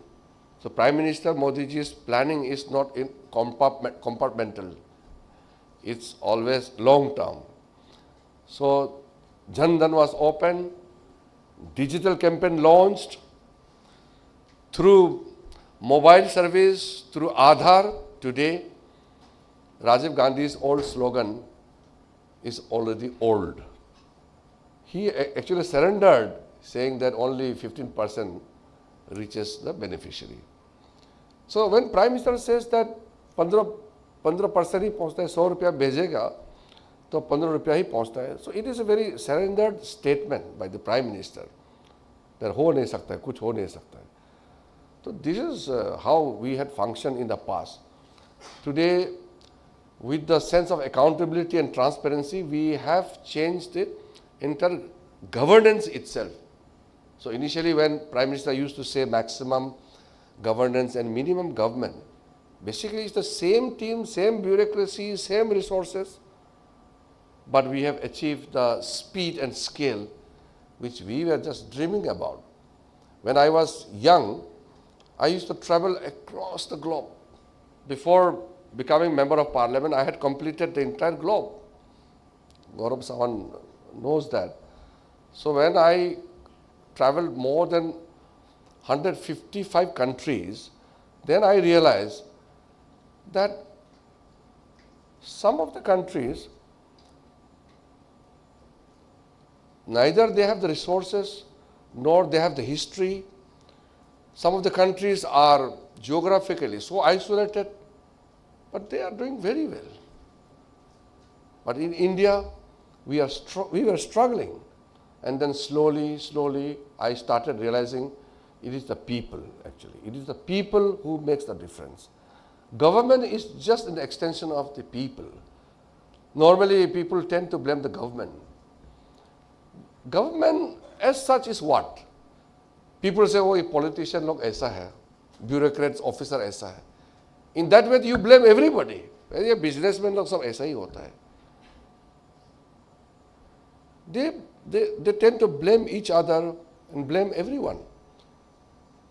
But actually, the politicians have what? They don't have their own character. A politician's character is a reflection of the society he belongs to. You send one among you only. Officer is one among the citizens only. So we tend to blame the system, we tend to blame the people. Actually, it is we. As Indians, we all had actually failed. Probably we didn't get the right direction, or we didn't get the sense how to make a country great. India deserves to be a great nation because of the amazing history which you see, the ancient Indian history and up till now. When I went to China in 2008, I realized when I went to central China, in Xi'an, they said, we got everything from India. Our knowledge, our Buddhism, all this wisdom, they have come from India. So they look at India and Indians in a different way. When I was carrying the relics of Lord Buddha to Mongolia, they treated Indians at a different level because they look India spiritually. So when you have the faith with spirituality, then your respect is there at the next level. You are not looking diplomatically as a nation to nation.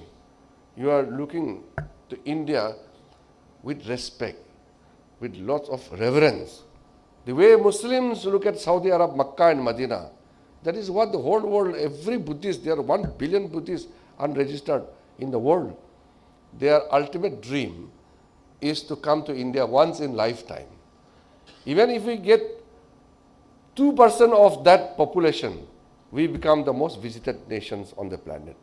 Then why it is that the whole of India receives 1/3 of the total visitors Bangkok receives? Singapore receives 3 times, 4 times of the total visitors we receive in India. We have so many international airports.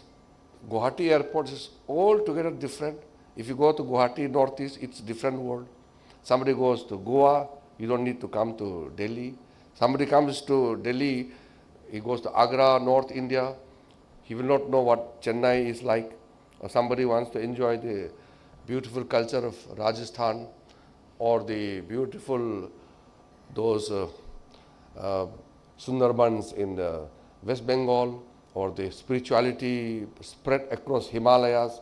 Every place in India is so filled with potentials to offer. So I was mentioning only about the Buddhism. Now every year people go to Hajj in Saudi Arab. We also send the Muslims.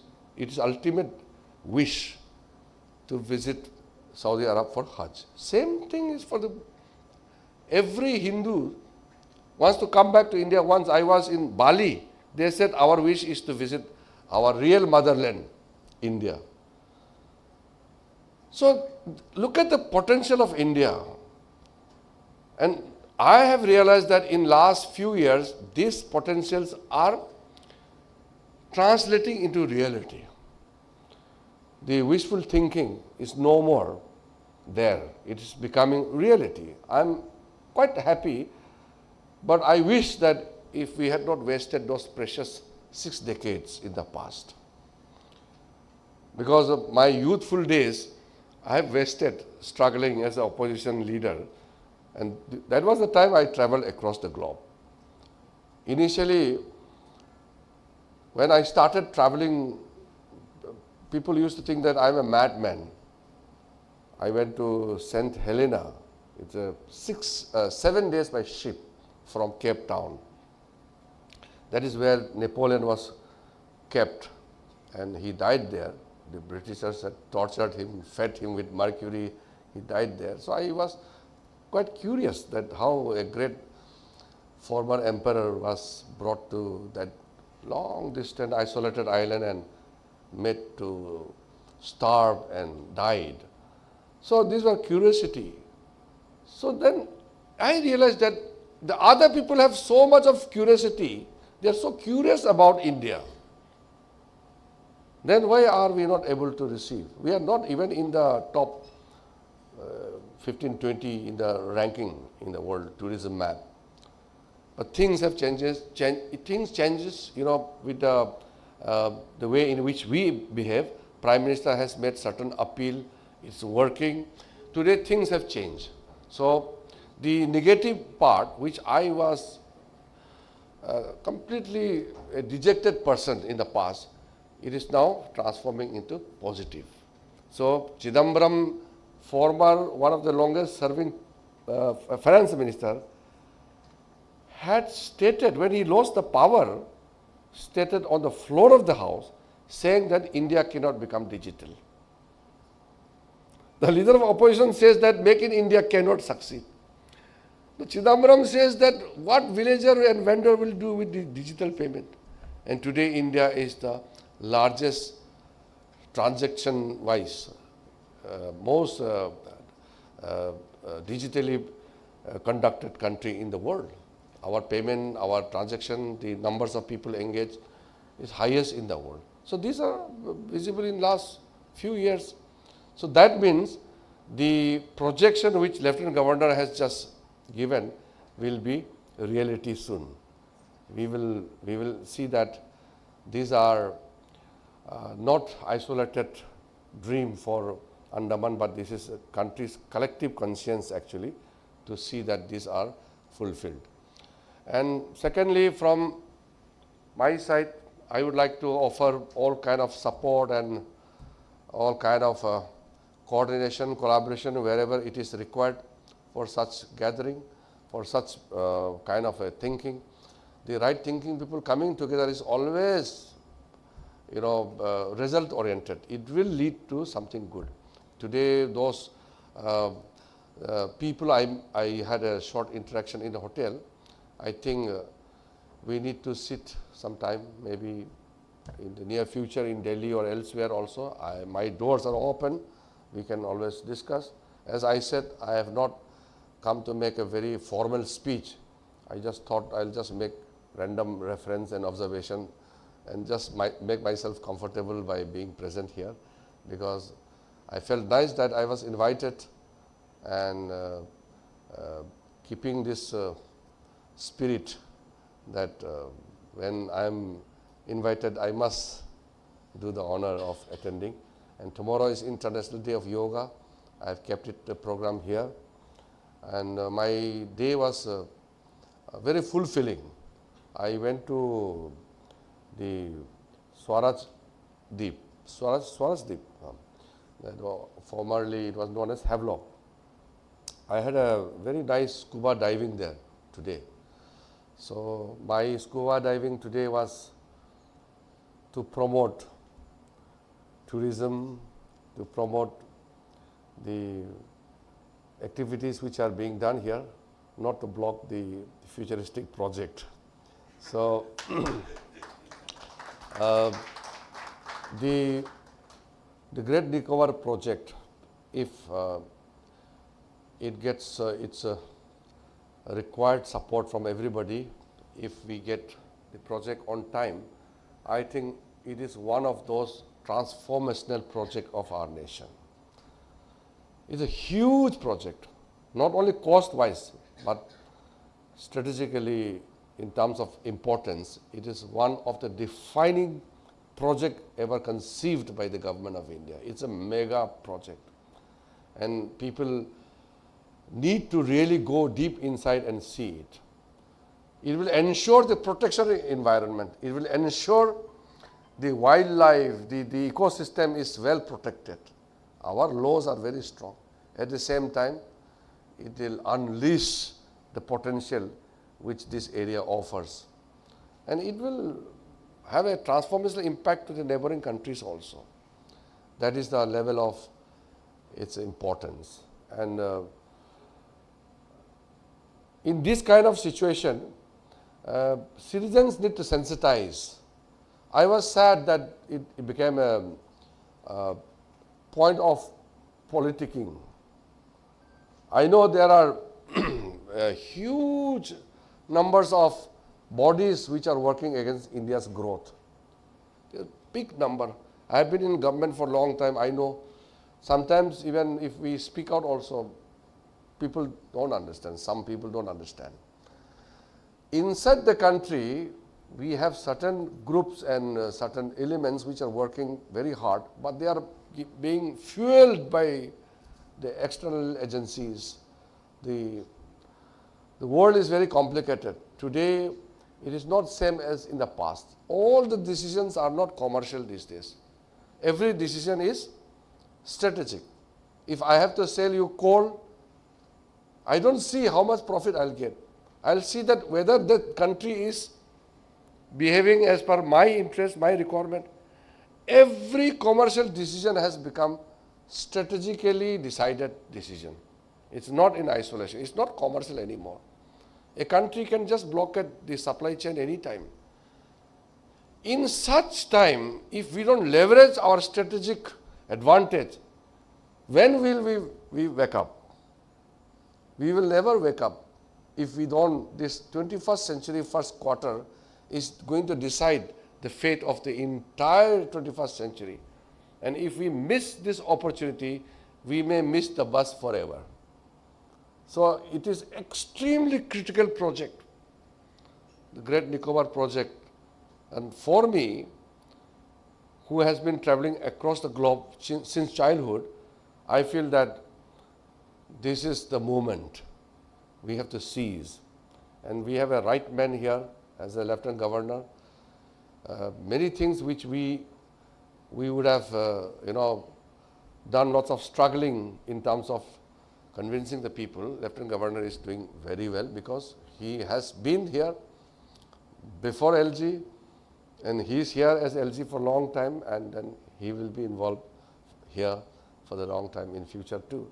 And then of course, we have very good set of people here, the officers, the public leaders are here, very understanding, positive. And on top of that, I must once again thank the stakeholders and the people involved in today's this summit, this meeting. It's very useful and it's going to be very critical. You will realize yourself how much good service you are doing for the country by involving yourself in such important projects. This is a wonderful gathering. My best wishes to the entire team, and as I had stated earlier, I will always offer my service whenever it is necessary. Thank you very much.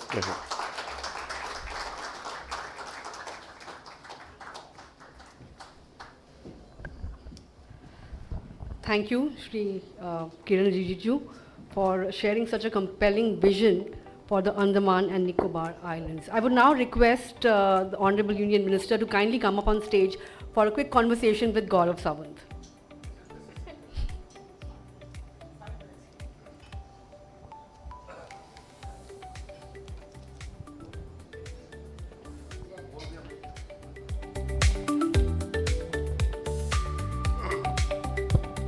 You have a देखिए, जब बात अंडमान और निकोबार की हो रही है, इसको लेकर एक विवाद भी है, और विवाद ऐसा नॉर्मल सा नहीं, नेता प्रतिपक्ष उन्होंने एक बड़ा प्रश्न उठाया है। वो कह रहे हैं कि जो पूरा ग्रेट निकोबार आइलैंड प्रोजेक्ट है, किरण रिजिजू जी, ये ग्रीड ओवर ग्रीन है कि करोड़ों पेड़ काट दिए जाएंगे, इतना बढ़िया यहां का प्रिस्टीन रेन फॉरेस्ट है, वो बर्बाद हो जाएगा केवल पैसा बनाने के लिए। सबसे पहले तो आपको समझना होगा, हमारा देश में कोई मन मर्जी किसी चीज़ को तबाह नहीं कर सकता है। हमारा एनवायरनमेंट लॉ बहुत स्ट्रॉन्ग है और हमारा सरकार का नीति, प्राइम मिनिस्टर का क्लाइमेट के प्रति, एनवायरनमेंट, वातावरण और पूरे जो हमारा इकोसिस्टम जितना भी, चाहे वो मैरिन लाइफ हो, वाइल्ड लाइफ हो, सारा चीज़ प्राइम मिनिस्टर का लीडरशिप में हम बहुत सेफ हैं। दूसरा, जब हम इतना बड़ा सागर हमारे पास है, हमारा ब्लू इकोनॉमी का कंट्रीब्यूशन क्या है देश का इकोनॉमी में? जब हम ब्लू इकोनॉमी बोलते हैं, हमारा ओशन का, हमारा इतना वास्ट दो सागर और एक हिंद महासागर हमारे पास है, उनका कंट्रीब्यूशन क्या है भारत का जीडीपी में? और अंडमान निकोबार आइलैंड जैसे इतना बड़ा क्षेत्र हमारे पास है, उससे देश के लिए हमने क्या काम किया और देश के लिए क्या लाभ उठाया है? सवाल ये है, इन्वायरमेंट तो एक बहाना है। यहाँ जो नेटिव जितने भी लोग रहते हैं, चाहे वो निकोबार में शॉम्पेन ट्राइब हो, चाहे वो निकोबारिस हो, ग्रेट अंडमानिस हो, जारावास हो, यहाँ नॉर्थ सेंटिनलीस हो, किसी को आज तक भारत सरकार का जब से आज़ादी से लेकर आज तक कोई डिस्टर्ब नहीं किया गया है। जहाँ ज़रूरत है वहाँ किया है। यहाँ अधिकारी सब बैठे हैं, उनको मालूम है। यहाँ इन्वायरमेंट का डिस्ट्रक्शन नहीं हुआ। इतना बड़ा क्षेत्र हमारा यहाँ जो टेरिटरी है अंडमान, यहाँ जो नेसेसरी सेटलमेंट जिसको करना था, हमारा चाहे वेस्ट बंगाल से आए हो, तमिलनाडु से, आंध्र प्रदेश से, अलग अलग जगह से काफ़ी लोग हैं, वो भी पूरा नियम के तहत ही रहता है। वो जाके जंगल नहीं काटते हैं, यहाँ जाके बम नहीं मारते हैं सागर में जा कर के, यहाँ जा कर के इलीगल काम करके स्मगलिंग नहीं करते हैं। वो अपना मेहनत करता है, इन्वायरमेंट का रक्षा करते हैं, यहाँ का नेटिव लोगों का रक्षा करता है। इसलिए ये जो प्रोपोगेंडा राहुल गांधी जी ने जो फैलाया है, वो भारत का भविष्य में जो स्ट्रेटेजिकली जो एक लिवरेज, एक ताकत मिलने वाला है, उसको कैसा रोका जाए, किसी भी तरीके से उसको रोकना है, इसके लिए किया जा रहा है। एक यहाँ डाइविंग किया, उस दिन स्कूबा डाइविंग किया राहुल गांधी जी ने। एक स्कूबा डाइविंग का पीछे 26 करोड़ रुपया खर्चा करके पूरा इकोसिस्टम ने वो न्यूज़ को फैला करके और वो स्कूबा डाइविंग को हमारा मेरीन लाइफ इन्वायरमेंट से जोड़ते हुए जो प्रोपोगेंडा किया, ये सिर्फ भारत में ही नहीं। 26 करोड़ रुपए का खर्चा हुआ आप कह रहे हैं राहुल गांधी के स्कूबा डाइविंग करने में अंडमान निकोबार? पूरा जो इकोसिस्टम ने खर्चा किया 26 करोड़ रुपए। आप सोचो कितना बड़ा ताकत इस प्रोजेक्ट को रोकने के लिए ये लोग काम कर रहे हैं।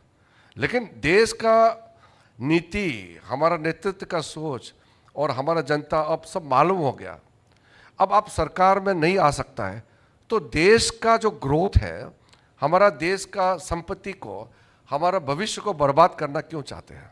सर, ये तो आप भारत के नेता विपक्ष पर एक बहुत गंभीर आरोप लगा आरोप रहे नहीं है, हैं मैं सच बोल रहा हूं। भारत के नेता विपक्ष भारत की प्रगति को रोकने की कोशिश कर रहे हैं, साजिश कर रहे हैं। नेता प्रतिपक्ष ही नहीं बल्कि पूरा इकोसिस्टम।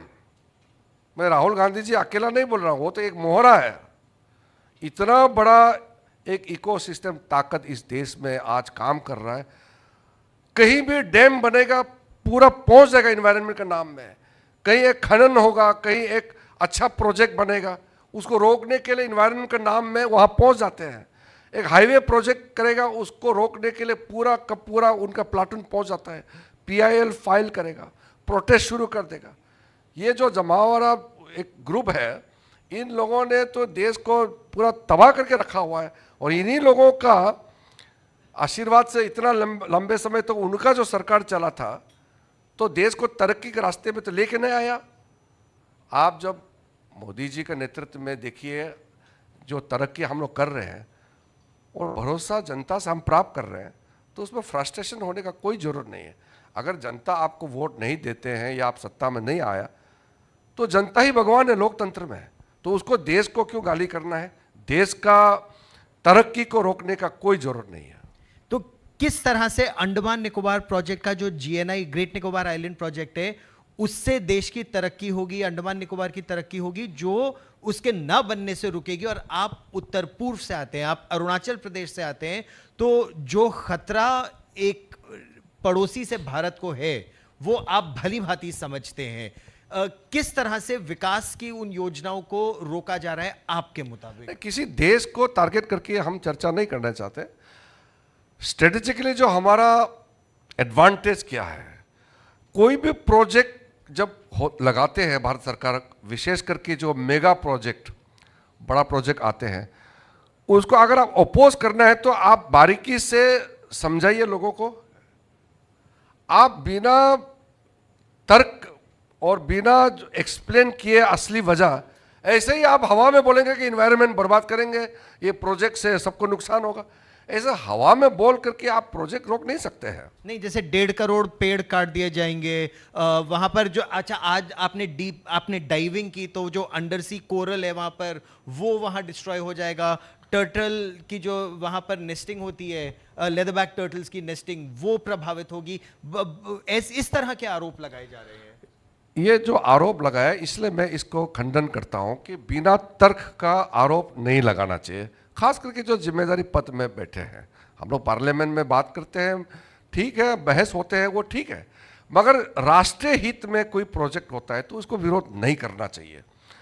और दूसरी बात, जो ये मैरिन लाइफ, यहाँ जो मैरिन इकोसिस्टम का जो बात करते हैं, ये तो अभी एलजी साहब ने बताया, मैंने आज जाके देखा कितना सुंदर दुनिया है अंदर में, उसको बचाने के लिए हमारा सरकार ही काम कर सकता है, इस पे कोई कॉम्प्रोमाइज नहीं होगा।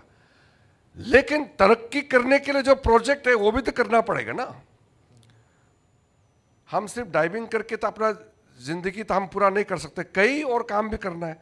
तो डाइविंग भी करना है हमको, वन संरक्षण भी करना है नहीं, मैं तो सही बात बता रहा हूं, हर चीज करना पड़ेगा ना। इन्वायरमेंट प्रोटेक्शन भी करना है, डेवलपमेंट प्रोजेक्ट भी करना है, यहाँ के इंडिजिनियस जो नेटिव है उनका संरक्षण भी करना है, और ये इंडस्ट्री भी आना चाहिए। और यहाँ जो विश्व का सबसे खूबसूरत जो एक पर्यटन का जो सेंटर, टूरिज्म सेंटर बनना चाहिए, वो भी बनना चाहिए, वंचित तो नहीं होना चाहिए। इसलिए ये जो प्रोजेक्ट जो कह रहे हैं, मैं तो ये मानता हूँ उल्टा हम लोगों ने लेट कर दिया है, पहले होना चाहिए था। और जो डीप ओशन में जो हम लोग एक्सप्लोरेशन, आपको मालूम है deep ocean mission Modi ji के नेतृत्व में शुरू किया है, समुद्रयान हमारा तैयारी है। मैं उस समय जब अर्थ साइंस मिनिस्टर के रूप में भी काम कर रहे थे, तब भी मैंने जा कर के पूरा सेंटर देखा है। हमारे इंडियन ओशन में मैपिंग भी हुआ है, कहाँ कहाँ हम लोग डीप ओशन में जा कर के मिनरल एक्सप्लोरेशन के लिए जो हम लोगों ने अभी शुरू किया है, और 5000 मीटर से अंदर जा कर के हम लोगों ने जो प्रोजेक्ट कर रहे हैं, ये सारा बहुत तेजी से चल रहा है। पहले कभी भी डीप ओशन मिशन वगैरह कुछ नहीं था। तो ये कौन सी ऐसी ताकतें हैं जिसका आप जिक्र कर रहे हैं जो भारत के विकास को रोकने की कोशिश कर रही हैं, ये ताकतें, और भारत के अंदर ही लोगों का इस्तेमाल कर रही हैं? यहाँ हमारा देश में एक जो वामपंथी विचारधारा के ग्रुप तो पहले से ही है, कोई भी अच्छा काम इस देश में होना नहीं चाहिए। जब चीन और भारत का लड़ाई हो रहा था 1962 में, उस समय तो पूरा कम्युनिस्ट पार्टी टूट गया। वो कम्युनिस्ट पार्टी में खेमे जो है चीन का सपोर्ट कर रहे थे, वो आपको मालूम है। फिर वो सीपीआई और सीपीएम में विभाजित हुआ। आज भी बहुत बड़ा वर्ग है हिंदुस्तान में जो हिंदुस्तान का तरक्की नहीं दे सकते हैं। और हम आर्टिकल 370 हटाया, उसको भी विरोध किया। कोई अच्छा प्रोजेक्ट करते हैं तो विरोध करते हैं। तो इनको हम सुधर नहीं सकते हैं, लेकिन जो बाकी अच्छा सोचने वाला, देश के लिए सोचने वाले जितने भी पॉजिटिव लोग हैं, सबका एक साथ आना होगा। ये तो समय आ गया, और अब इस तरह के लोगों को मार्जिनलाइज करना ज़रूरी है। और विशेष करके जो भारत के तरक्की को रोकने के लिए जो तथ्य हैं, उनको डट के मुकाबला करना होगा। अच्छा, एक प्रश्न और, आप पार्लियामेंट्री अफेयर्स मिनिस्टर भी हैं, पार्लियामेंट में सबको साथ लेकर चलना ये एक तरह से आपकी जिम्मेदारी भी है। तो क्या राष्ट्रीय सुरक्षा के या नेशनल इंपॉर्टेंस के इतने बड़े मुद्दों पर नेता प्रतिपक्ष को आप कन्विंस करेंगे या उनको लेकर चलेंगे कि ये परियोजना क्यों आपकी दृष्टि में अच्छी है? देखिए, नेता प्रतिपक्ष को मैं समझा नहीं सकता हूँ। उनका माइंड, उनका एक सोच, और उनके पीछे जो लोग लगे हुए हैं, एक एनजीओ ग्रुप्स है जो उनको आइडिया देते रहते हैं, ये करो वो करो। वैसे तो कलीग है तो हम तो बात करते ही हैं और हम लोग मिलते रहते हैं, क्योंकि मैं पार्लियामेंट्री अफेयर्स मंत्री होने के नाते मेरा दायित्व भी है, सारा अपोजिशन लीडर के साथ भी मैं बात करता हूँ, मेरे पास आते हैं, सीनियर लीडर का घर में मैं जाता भी हूँ। मेरे ये दुश्मन नहीं है हमारे, लेकिन जब देश के विरोध काम करते हैं तो मुझे बहुत गुस्सा आता है। वरना तो हमको, आप सरकार को आप क्रिटिसाइज करो, गाली दो, कोई बात नहीं, लोकतंत्र में चलता है। लेकिन राष्ट्र हित में, राष्ट्र के महत्व प्रोजेक्ट को अगर विरोध करता है तो ये मैं एक्सेप्ट नहीं कर सकता हूँ। इसलिए चाहे वो नेता प्रतिपक्ष हो, कोई भी हो, मैं तो बार बार कहता हूँ कि बहस जो भी हम लोग एक दूसरे को करते हैं या विरोध करते हैं वो ठीक है लोकतंत्र में, लेकिन कुछ मुद्दे ऐसे होते हैं जिसमें हमको एकजुट होना ज़रूरी है। आपने उनको जन्मदिन की शुभकामनाएं भी दी हैं और उन्होंने आपको धन्यवाद भी कहा और कहा जुजुत्सु हो जाए, तो क्या दो दो हाथ हो जाए इस मुद्दे पर उनके साथ? आपको नहीं, क्या ये लगता तो है? मजाक है। उन्होंने पिछली बार मुझे कहा था कि उनके घर में जिम है तो एक साथ जिम करेंगे। मैंने कहा कि मैंने मजाक में कहा कि आपका साथ मैं जिम नहीं करूँगा, मुझे डर लगता है। तो फिजिकल इशू नहीं है, लेकिन मैंने ऐसे ही मजाक में कहा। लेकिन चलो, हमारा नेता प्रतिपक्ष से मैंने बर्थडे ग्रीटिंग किया, उन्होंने मजाक किया। लेकिन जो सीरियस बात में मैं मानता हूँ कि अगर आज भी नेता प्रतिपक्ष सुधर के राष्ट्र निर्माण में अगर जुड़ेंगे तो हमको अच्छा लगेगा। मैं तो अपील ही करूँगा, आपके माध्यम से मैं कह सकता हूँ कि आपको जितना जो एंटी इंडिया एलिमेंट्स देश के बाहर जितने भी हैं उन्होंने भी बहुत इस्तेमाल किया।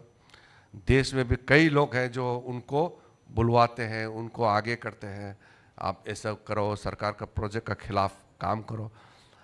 मैं समझता हूँ अभी मैच्योर्ड हो गए हैं राहुल गांधी जी, इन सब से दूर रहने से ठीक है और ख़ुद भी सकारात्मक भूमिका निभाने से देश के लिए अच्छा होगा।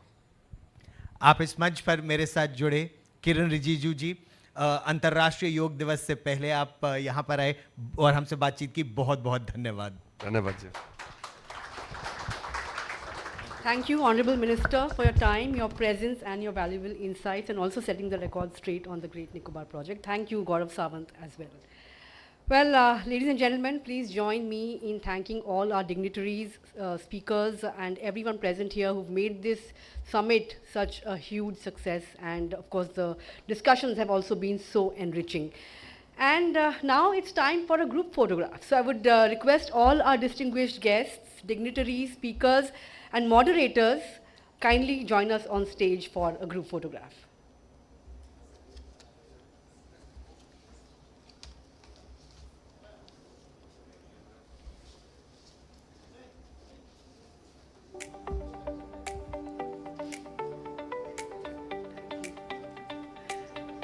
Welcome.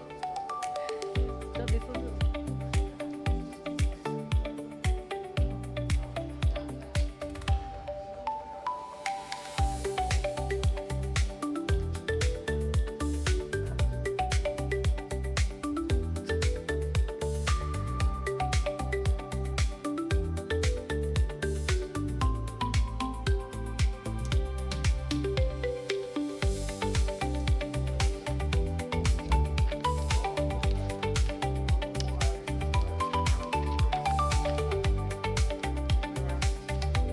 Thank you, everyone. It was lovely having you all here. As we come to the close of the formal proceedings of the Andaman Idea Summit 2026, I would like to invite Anamika Karati, and I would also like to congratulate her for this event becoming such a huge success. I would request you to please, deliver the closing remarks as well.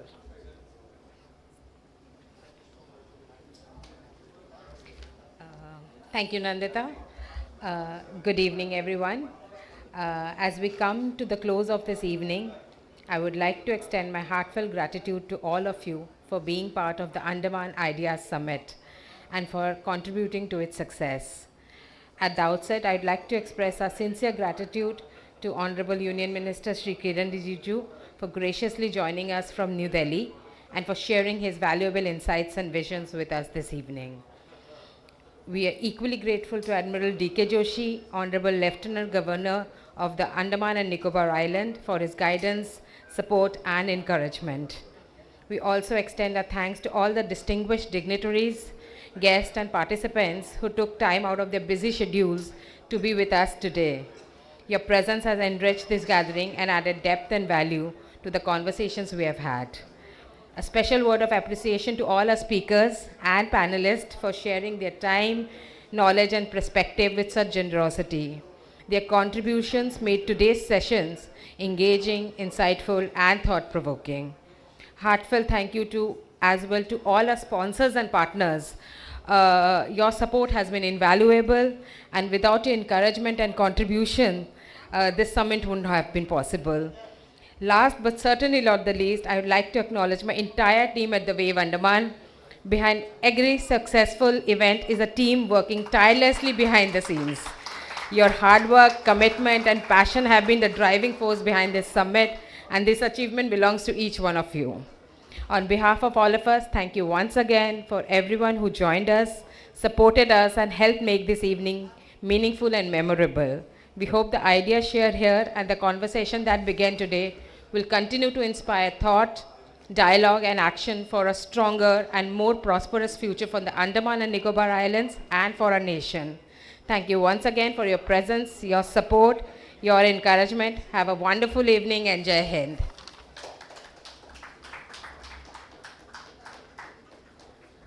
Thank you, Anamika. With that, of course, we conclude the formal proceedings of the Andaman Idea Summit 2026. On behalf of the Wave Andaman, a big thank you to all of you all for joining us on a Saturday evening. It was a great session, great discussions, so many ideas. I'm sure the audience is brimming with new ideas now. But before we head to dinner, I would like to request everyone to kindly rise for the national anthem. And I would request you all to also sing along with me. Jan Gan Man Adhinayak Jaya He Bharat Bhagya Vidhata Punjab Sindh Gujarat Maratha Dravid Utkal Banga Vindhya Himachal Yamuna Ganga Uchchal Jaladhi Taranga तब शुभ नामे जागे तब शुभ आशीष मांगे गाहे जब जय गाथा जन गण मंगलदायक जय हे भारत भाग्य विधाता जय हे जय हे जय हे Jaya Jaya Jaya Jaya He Jai.